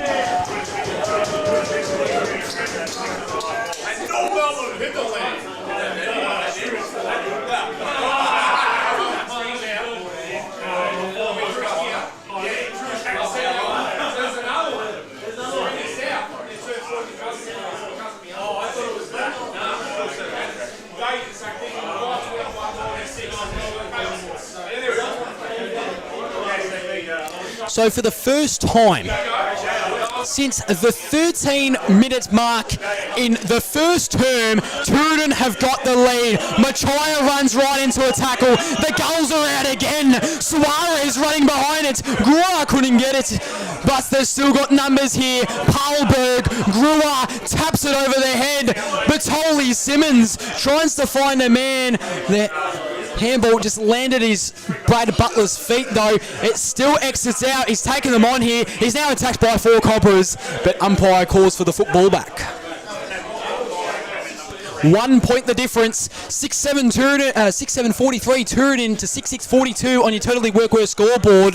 Tooradin have gained the lead back in the last minute or so. Walkers just has to clear it out. Briggs versus Lenders. Lenders wins.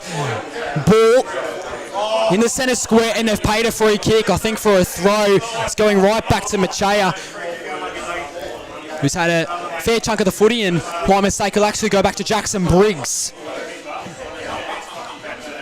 Now, do they move through the corridor here? They do. Machaya could have gone to Briggs, but decided against it. Batoli Simmons was right on his behind. So he's just going to have to send one forward, hope for the best. Punch forward. Butler was there. Instead it was Parlberg. Bartoli Simmons. Hill. He's got the quickness. Avoided route somehow, but he handballed it right to Bethune, who was instead tackled into the ground by Peluso, who's been extremely impressive in his back roll. Ryan going into the ruck for the first time, as was Bartoli Simmons. Hill tries to get it to Suarez's advantage, was a bit too high for him unfortunately, and Cora+Lynn tried to find home at the boundary line, but they've kept it in, so now Parlberg's going to soccer it. Peluso got hands to it just in the nick of time. Here is Gillis, the brother of Ryan. He's probably been the best of the two today. Now Walkers, Briggs strolling through the middle of the ground. Oh, he's going to look out. Oh, that is great, Galea. Gillis has a mark and set shot opportunity. Cora+Lynn, what great recovery there from what was going to seem like a turnover. But no, here is Gillis. Of course, got into that altercation with Suarez in the mid-second quarter, where tempers flared. This would really get his morale high. Ryan Gillis for his thirds. Not quite.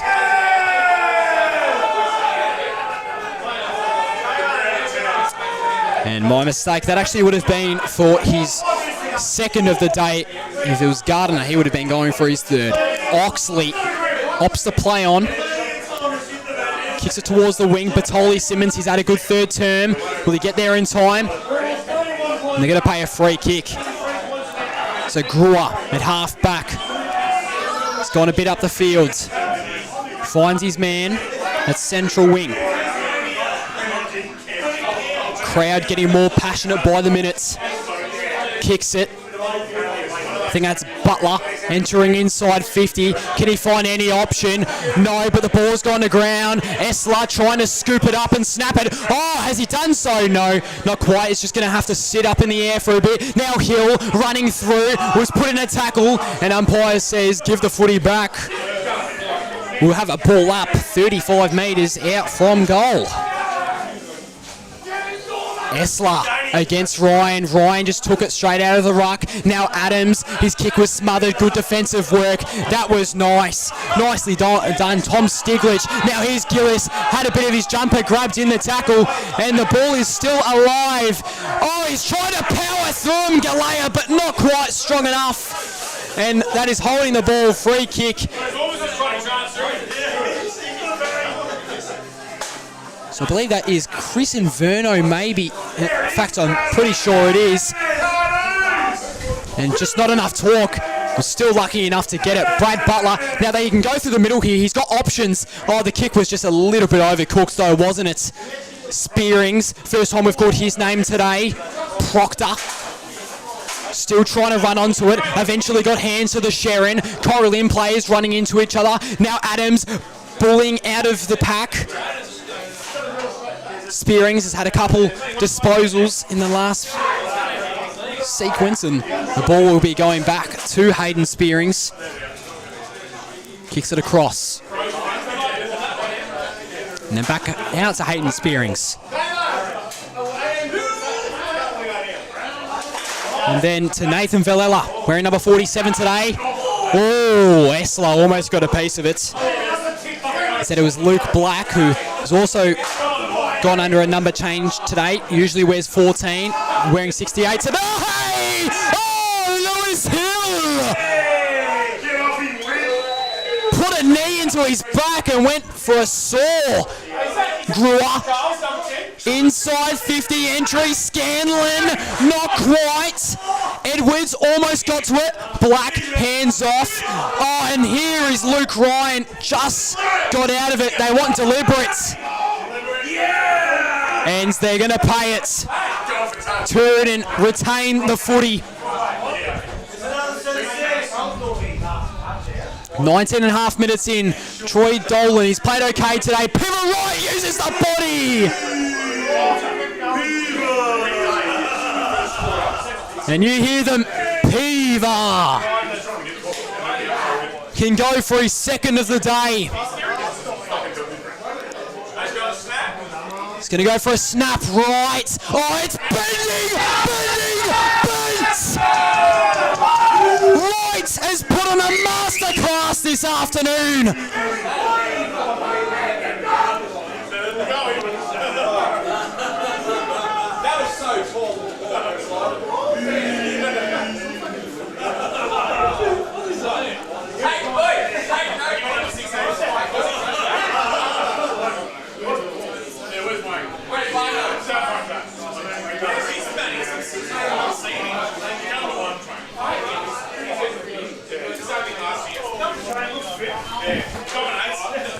Tooradin now up by 6, 7-7-49 to Cora+Lynn, 6-7-43 on your Totally Workwear scoreboards.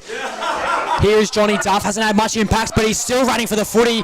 Oh, how's the efforts? Oh, now Batoli Simmons finds Duff. Oh, how's the work rate? And hits his man. Oh, Essler couldn't get her hands on it. That is so unfortunate for Tooradin. And they're going to call ball. Oh, maybe not. The momentum it's just been unmatched for Tooradin. It's been an even contest all day, but Tooradin have the upper hand at the moment. Can Wright get in? No, it's going to be called touched. So it's now 7 points. Black will take the kick out. Sends it to the wing. Gillis couldn't take the mark at the end of the day, but he's got Spearings running behind him. Hill was just quicker though, wasn't he? He pounced right on that opportunity, and they're going to call holding the ball. They're going to say Hayden Spearings landed on top of the footy, so free kick towards Lewis Hill. Proctor takes his time. He can go back towards the middle in Bethune if he wants. I don't think he's looking that way though. Instead, we'll decide to go towards half forwards. Pivot right. Had too many players on him. Ryan goes over the boundary line for a stoppage.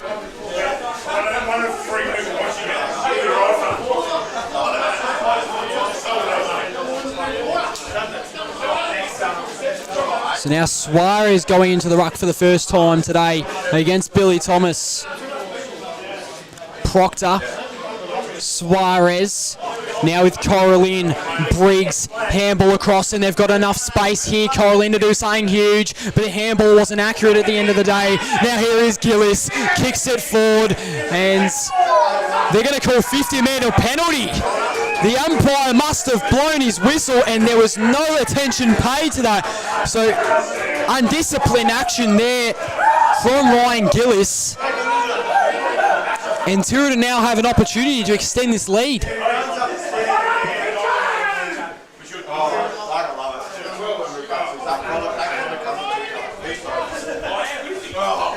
I think that may be Suarez with the footy at the moment.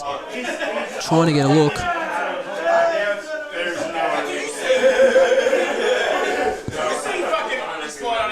Doesn't go for the set shot. Instead hits Scanlon, who had the perfect lead, timed it brilliantly. But less distance, harder angle. Scanlon has been impactful this third quarter. His first half felt there was more to be desired, but so here goes Stewie Scanlon. 45, 50 metres out. Really tough angle. Oh, he's got it, does he? He does. Umpire signals all clear. Scanlon has had himself a third term.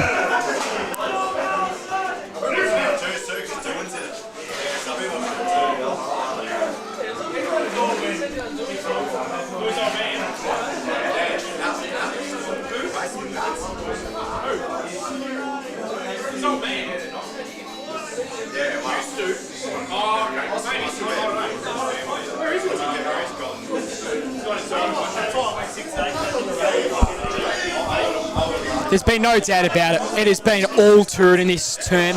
But Cora+Lynn, they showed so much promise in that first half. We know they can get back. Suarez out of the ruck. Essler looking for his first goal today. Hands it off. Adams, perfect team footy. They strike again. Seagulls, back-to-back goals within practically 30 seconds of each other.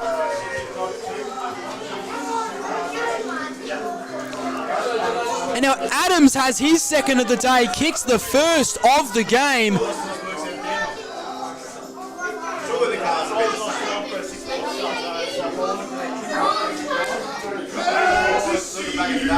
So, Tooradin are just flying at the moment, aren't they? Cora+Lynn need a response now. Simple as that. Thomas, he's been good all day. Proctor received the hit out, however. Brewer just has to heave one up in the air. Punch didn't go in advantage of Cora+Lynn, actually went further into defence. Hayden Spearings has had a bit of the footy this term. They're going to centre it Tooradin. Here is Troy Dolan. Oh, Suarez now on the run. Piver wants it. Suarez is going to go all the way though, but they've got the numbers back. Good calm mark from Luke Black. So Black goes down the line. No mark taken. It's going to be Hartley playing on the wing. Goes over the head of Adam Oxley, who tries to tap it. Gillis won the contest. Now Walkers is going to dribble it forwards. It's only going to go as far as the Tooradin defender, though. Gardiner looking to get more of the footy. Hasn't had much opportunity so far. Walkers is going to be wrapped up by Oxley, and it's going to be a stoppage. And it's half forward for the Cobras.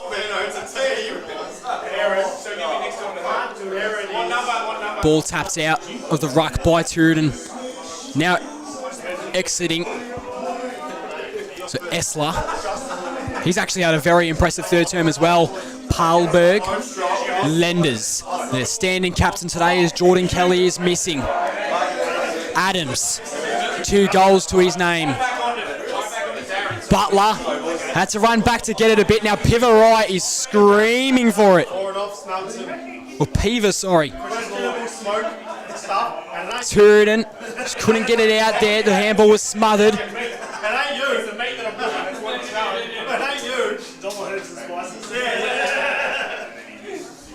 And it's going to be a stoppage. Sorry, a free kick. Black. Villa. Running his route. Oh, jeez, he is really running for the footy and still didn't receive it from Black. Harsh. And Luke Ryan was running back, and I think he took the mark just in the nick of time.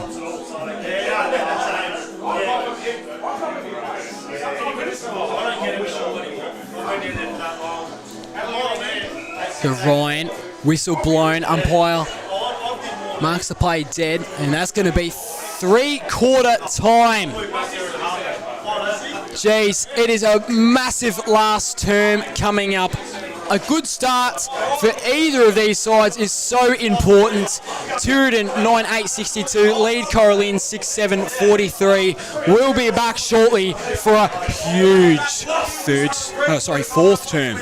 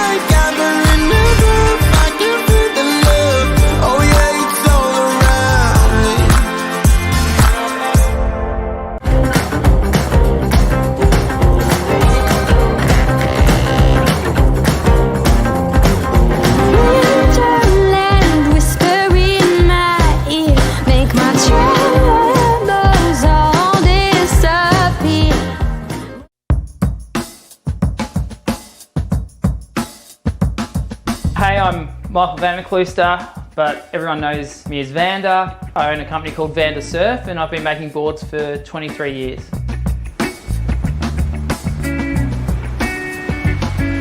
When I started, it was all hand shaping and templates off the blank, and then as CNC surfboard shaping machines came into more availability, I started designing on the laptop and designing in 3D modeling. It allows me to be creative, express, my artistic side of making surfboards. My favorite part of shaping boards is I really enjoy the interaction with the customer. I love making surfboards for other people. If I can make a board that's going to make them enjoy going surfing more, that's what I get the most joy out of. This is a story of a community that likes to work hard, digging, fixing, building, keeping people safe, or just lending a hand. A community that all have one place to come together, where they're spoilt for choice and good service is everything. And although there are stores all over Australia, the owners are as local as they come. Totally Workwear, clothing your hard-working community.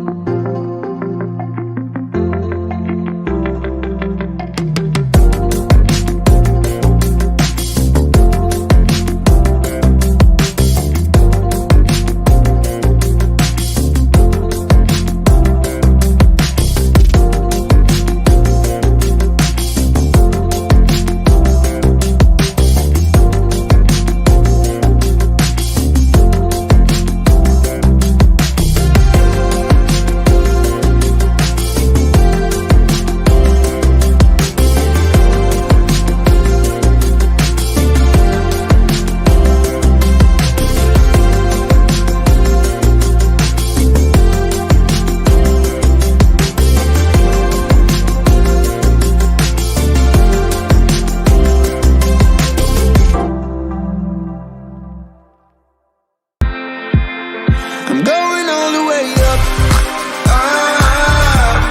I'm going all the way up. I'm letting go in my heart of everything that holds me down. No. And it's feeling like I'm in the groove. I can feel the love. Oh yeah, it's all around me.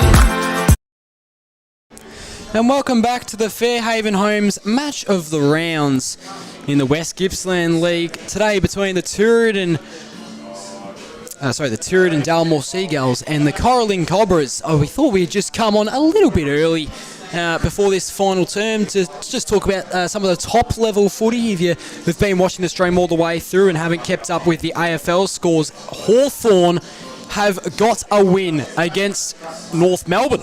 And look, as someone who watches the AFL pretty regularly, I actually had concerns that Hawthorn might not win a game all year after their two recent performances, especially against North, who've had the two past weeks they've had were just terrific, but suppose not. So Hawthorn get it done by 13 points over in Tasmania. Sam Mitchell gets the last laugh over Alistair Clarkson. But anyways, let's direct all attention back here. Tooradin were just on fire that third term, weren't they? A 6-1 third quarter in terms of goals. They were just electric. And as for Cora+Lynn, as I was saying to our stream operator Harrison Carbis at three-quarter time, the best Tooradin have put up, although not as consistent, the best quality football Tooradin have put up has just simply been miles better than Cora+Lynn today. Cora+Lynn just cannot keep it inside 50. So let's see if there's one more spark for the Cobras. We know their quality, regardless if they're down by 9 points like they are at the moment. Siren sounds, last term of footy, let's go. Peaver right in the ruck again. Thomas wins the hit out. Machia just had to hand it off to Briggs, who puts a big one up forward. Ryan! That is just the start they need. Defied gravity, fell into the grass, did Ryan.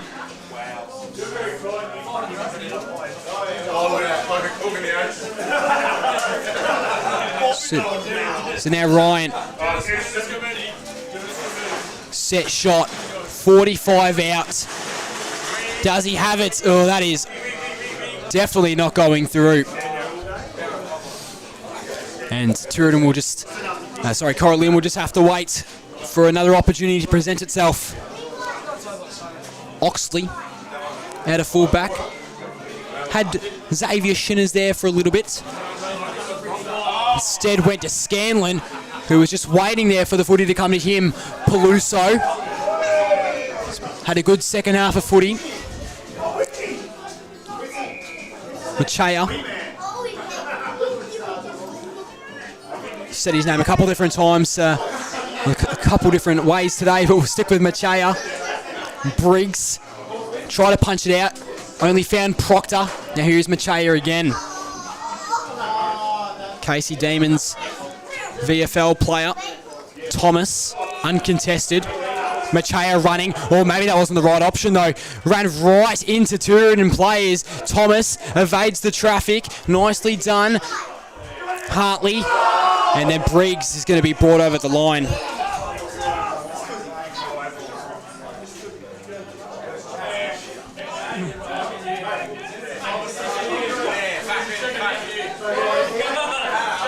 So really high and shallow throw there. Proctor just couldn't get two hands on the footy at the end of the day. And then he's landed on top of it, say the Cobras, but umpire doesn't want to hear any of it. Peaver right, gives it a punch. Briggs exits the contest with the footy and kicks it inside 50. Oh, that's a good tackle. Gillis rips the ball out of his grasp. And now he's probably got the distance here if he wants to. Will he be unselfish? He will be. Now the kick hasn't really found many people though. Gardiner was just left all alone, had to go in a 2-on-1 situation. Now it's going out towards the centre square again. Gruer didn't read it properly. Black leapt up, didn't have time to get rid of the football.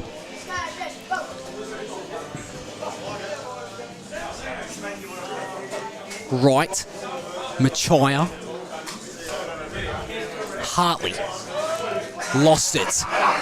Kicks down the line and Machaya looks to be looking a bit ginger there. Further down the field, he's limping a little bit.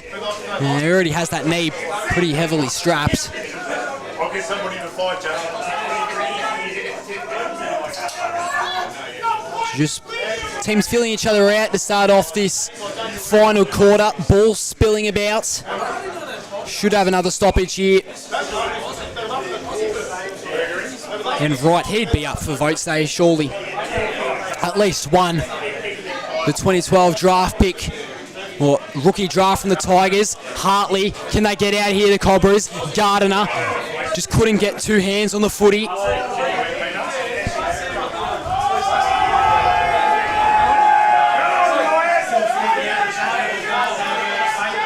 So we'll have another stoppage on the boundary line again. There's been plenty of those to start off already. Wright tried to run with it out of the ruck, was unsuccessful in doing so. Proctor just gifted the ball to Wright, trying to enter inside 50, but the kick was smothered. Ball still alive here. Oxley cleverly got it out of the traffic. And now Payne, he's had a quiet day at the office, but that is seriously good. Walkus was just out-pressured by Oxley, and now Oxley evades. Handball was inaccurate, however. Payne got off to Briggs. Briggs should go to the other Briggs, but doesn't. Instead, goes for Stiglich, and then back over to Heath Briggs, who has enough time. Will he kick it? No, and Walkus is on the ground here. Trainer's running out to him. Maybe a cramp. I'm not sure what's wrong. He can barely move his leg though. That's not great. Are they going to stop play here? No. I think a 50-metre penalty is actually being given in the meantime. Walkus is grimacing. This really doesn't look good. Nonetheless, we'll continue to resume play. Batoli Simmons try to get in there. Scoreboard reads 9-8, 62 to 68, 44 on your Totally Workwear scoreboard. 5.5 minutes in to this quarter. Just trying to keep his legs straight. Walker's in the middle of the ground. Play still hasn't stopped for him, and they're trying to carry him off. Oh, he's trying to run on it. And now Walker's is out in the middle of the field. Oh! Just got enough time and marks it. So I think that the runners are trying to get off the field now because it looks like Walker's is okay. Oh, shit. Good smother there. Now Hill through the corridor. They're going to be smart here, the Gulls. Mark taken. Now to half forward. Suarez. He was so open. Now Butler. Instead he'll have to go to Grua. Oh, and a bit of a late hit as well. So Suarez, who's already been involved in his fair amount of altercations today, got in the face, and they're going to pay a 50-metre penalty, and fair enough, Grua was hit very late there, so free goal here for the Gulls.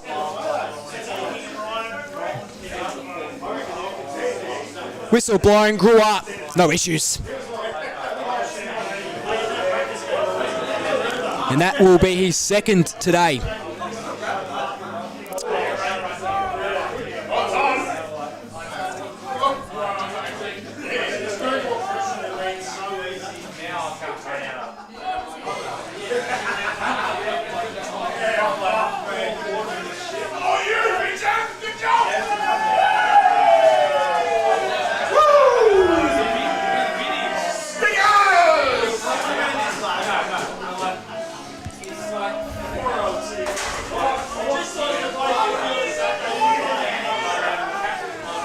So here we are again, Essler in the ruck against Ryan, whistle blown, and it's going to go towards Heath Briggs. Stuttered a little bit there with his footsteps. Decides to go to the right of him in Inverno, who hasn't played too bad of the game today in his debut for the Cobras. Briggs got out of the tackle somehow. Stiglitz tried to hit his man. Oh, Rout was really running for it. Couldn't get it. Now Spearings. No, off to the right.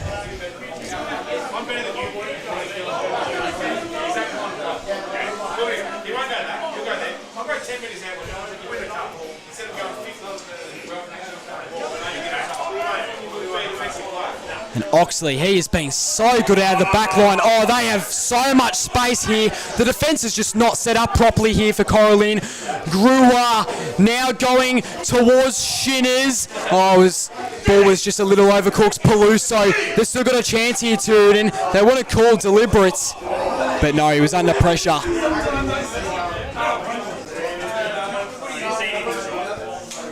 They're running out of time here, the Cobras. We're 8.5 minutes in. And they're down by 23 points. Something needs to change now.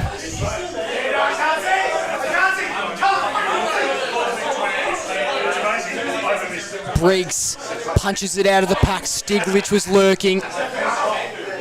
Gillis has been a bit quiet in his second term, I won't lie, after he was up for votes in the first half. Grua fell to ground. Here we go. Edwards, high-paced footy on the wing here. Briggs, he's running and running and running inside 50. Rout, has there been a whistle blown? I think there has been. And who's it in favour of? If it's in favour of Tooradin, fair enough, but if this is a Cora+Lynn free kick, I feel like you have to pay advantage. And no, it is going to be a Tooradin free kick, hence why it was called back.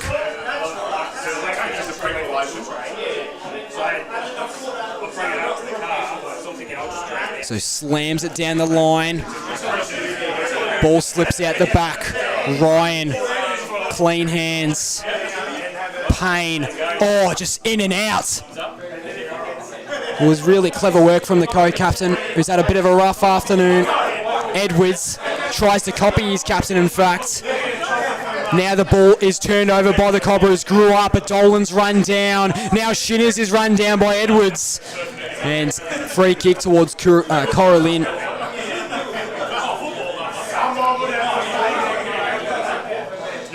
So reluctant to go through the corridor. Instead we'll go inside 50. Gardner tried to push his man out in front of him. Was unsuccessful, couldn't get the mark. Umpire, another whistle blown. High contact. And this time going in the way of the Cobras. So I believe that is Tom Stiglitz with the footy. Plays on. Gardner, the kick was way too low. Tries to keep it in, but not before the boundary line wraps him up.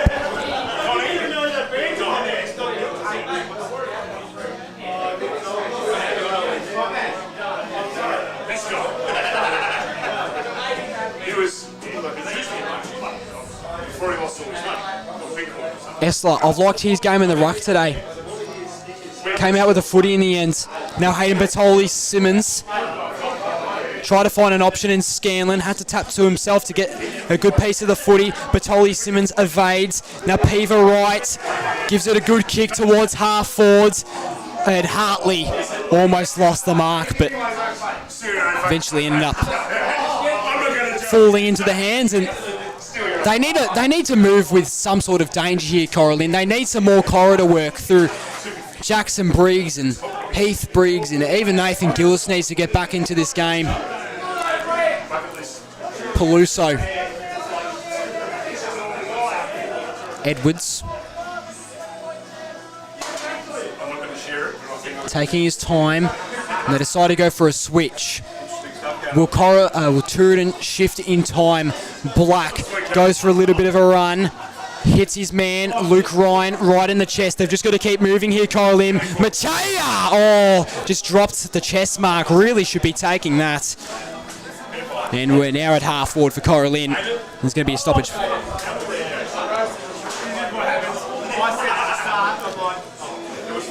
Billy Thomas has had a good day out. Bethune just kicks the space, but Hartley's going to get there first. Shinners, pressured him enough, and that's out on the floor, I believe. And it is. Shinners, great effort and great running to get to Hartley in time to affect that kick. So Hill will take an uncontested mark. Rout didn't cover it properly.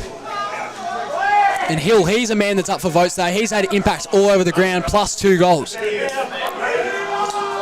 Right, couldn't take a really good grab. Palberg is just going to knock the footy over.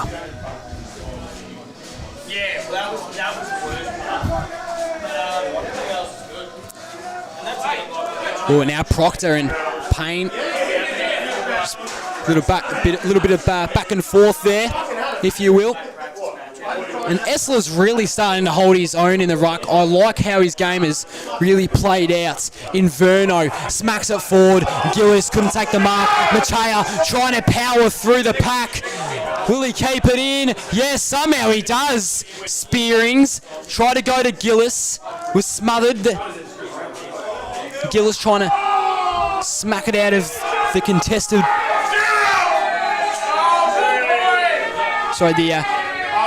contested situation. And now Gillis is on the ground, struggling to get up. And he eventually makes his way back up to his feet. Still not looking great, but he says to the trainer, I'll be right. I need to have a big impact in this fourth quarter if my side are any chance of winning.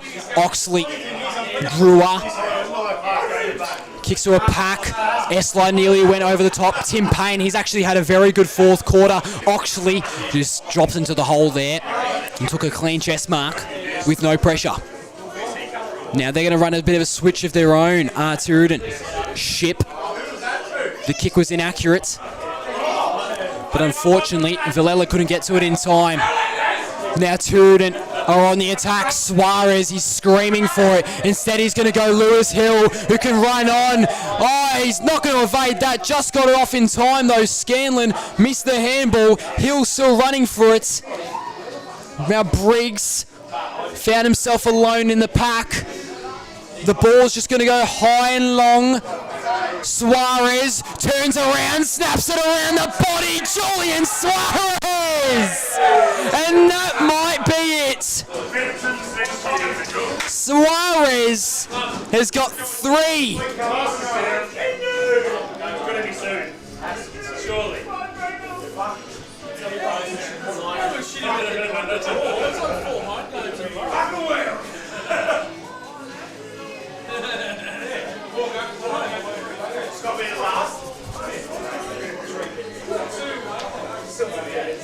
So it is now a 29-point lead to Tooradin, and they have just owned this second quarter. They have been nothing but class. Cora+Lynn have been, quite frankly, quite sloppy. Is there one last roll of the dice? Briggs couldn't get it. Shinners handballs it out. Bethune propels it forward. Black couldn't take what would have been a good mark. Free kick going to be paid. Will they pay advantage? I think they will. Monroe tried to duck. Gruer got to him.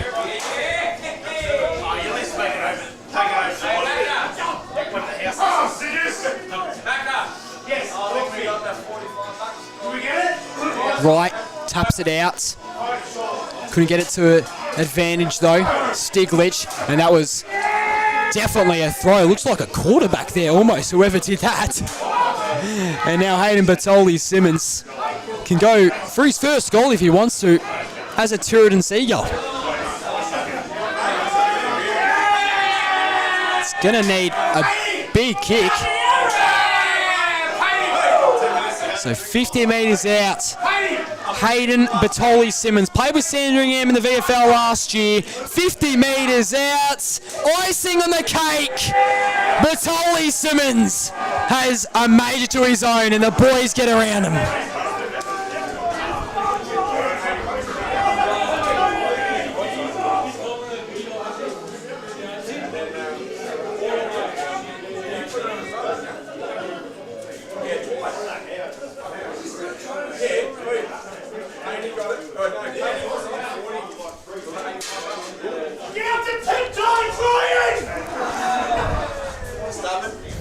So I'd say we probably only have maybe 10 or less minutes left, and Cora+Lynn have just been a bit uninspiring in this fourth quarter. Can they make the lead a little less dangerous? Oh, sorry, not dangerous, but you get what I'm saying. Lost my train of thought there. Nathan Gardner running for it and couldn't get there in time. Sorry, what I was meant to say is, can Cora+Lynn make the scoreboard look a little better than the 35-point deficit they're currently facing?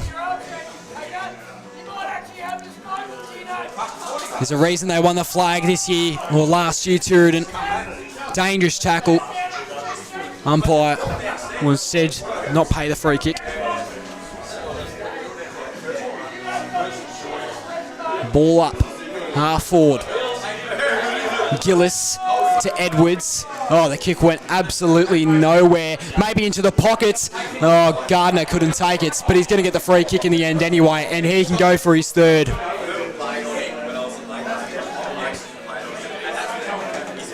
This would reduce it to 29. A miracle would still be needed. But Gardner can give this side some hope. Looks like he's going to go for the drop punter approach here. Could have gone for the snap, but he'll run in 20 metres out. And that's through. Gardner gives some high fives to his teammates, and it's going to be tough to retrieve that ball. He absolutely sent it into the sky.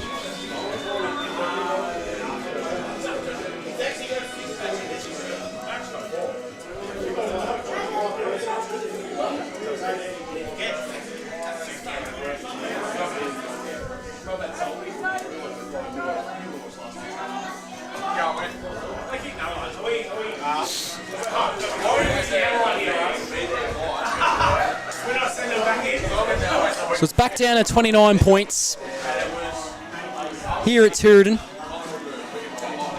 what was a cloudy day has turned into overcast. Nice to see some blue skies appearing. Yet to be any rain, so we've had pretty clean conditions apart from the wind, which has wreaked a little bit of havoc when it comes to set shots, but nonetheless. Here we go.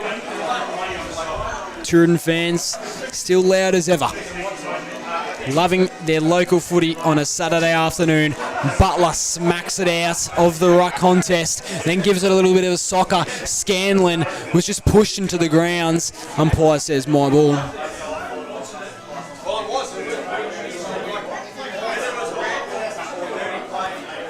Butler versus Ryan. Jeez, he can really give it a good hard thump with the fist. Ken Butler.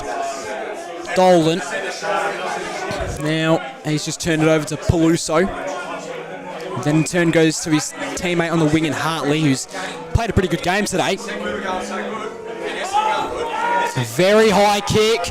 Gillis couldn't take it. Machaya wanted Gillis, but his back was towards the footy. He's just going to have to snap it on the boot. Is Walkus. Gillis tried to punch the ball out. And now a kick to another contest, going right back to where we started. And they're going to pay the mark to Dolan. He's shaking his finger there. Almost turned it over. Briggs almost had a really good piece of it. Briggs running through from YC. One of the reserves flag last year. Gardiner looking for his fourth into Willie's side to near impossible victory. And it exits out of defensive 50. Scanlon on the wing. Then Proctor. Peaver right. And it sounds like they're starting to celebrate, Tooradin. Mark inside 50. And it'll be about 50 metres out. Somewhat tough angle. And he's actually not going to go for the set shot. Instead he will go Grua, who timed his lead very well. Tougher angle. Much less distance to cover though. 30 or so metre set shot coming for Blake Grua.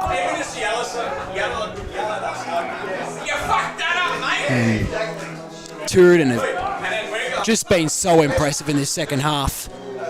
No doubt about it. Grua looking for another major. That is his third today. And I reckon he's just about put himself into voting consideration.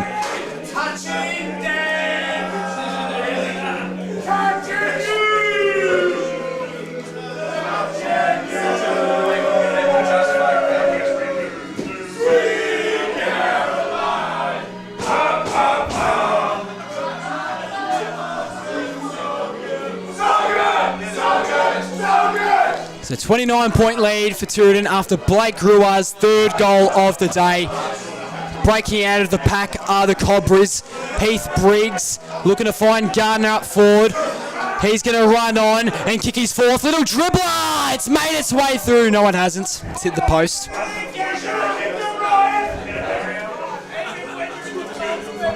Jeez, I've got some tough discussions to have with myself here in terms of our post-game show, where we'll discuss who gets the votes. Even this man here, Adam Oxley, and some of his work around the grounds has been great. 2022 Team of the Year halfback. Couldn't mark it. Hartley, rest in peace, got sent into the turf. Oh, and they're going to give him a free kick. I'm not sure about that. Peaver, the Grim Reaper. Hartley receives a free kick nonetheless. And we'll send a higher one up inside 50, and it's going to be punched over the boundary line.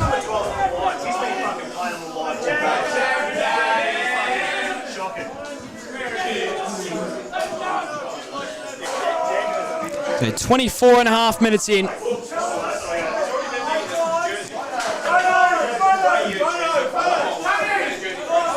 It's a 34-point lead belonging to the Seagulls, and you definitely think they'd get the 4 points today.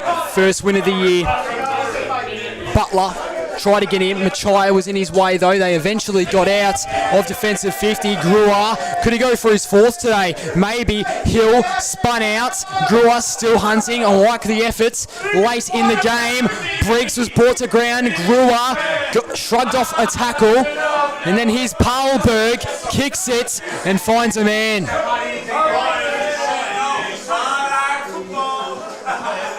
And just trying to say who the number is there, 56, and we still do not have him on our team sheet, so apologies for not knowing this name, but this to extend it to 40 points. And that is your new lead. How have we resulted in this?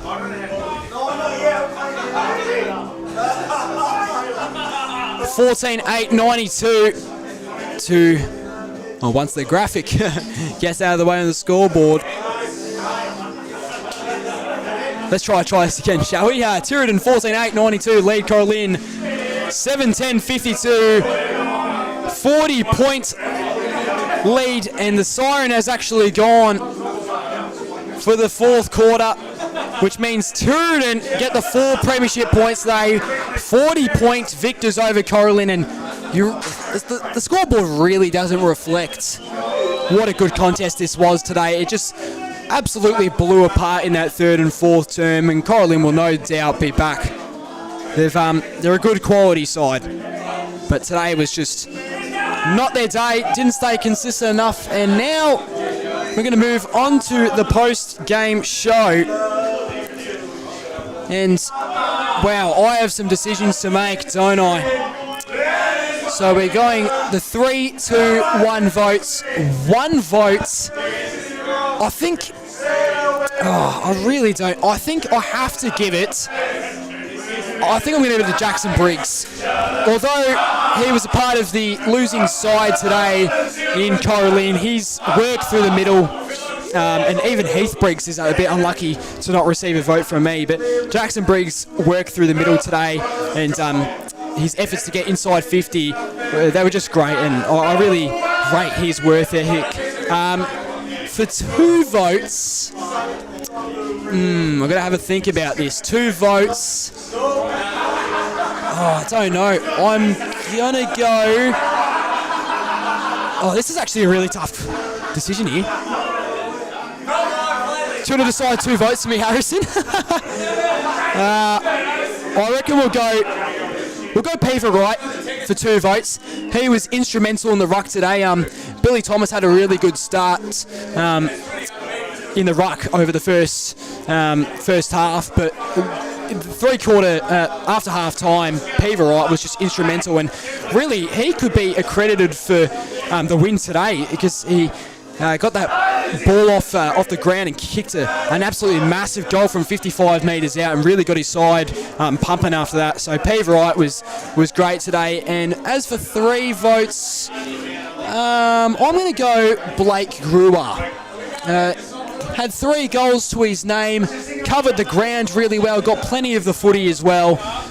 There wasn't much I could really fault on his game. Liam Adams was probably a bit unlucky to miss out, as was Nathan Gardner. But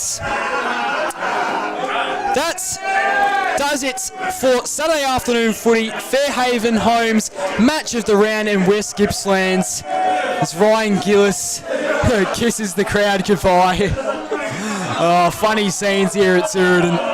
Very, very funny. But I have been your commentator, Bailey Allen. A big thanks to Harrison Carbis for running our stream today.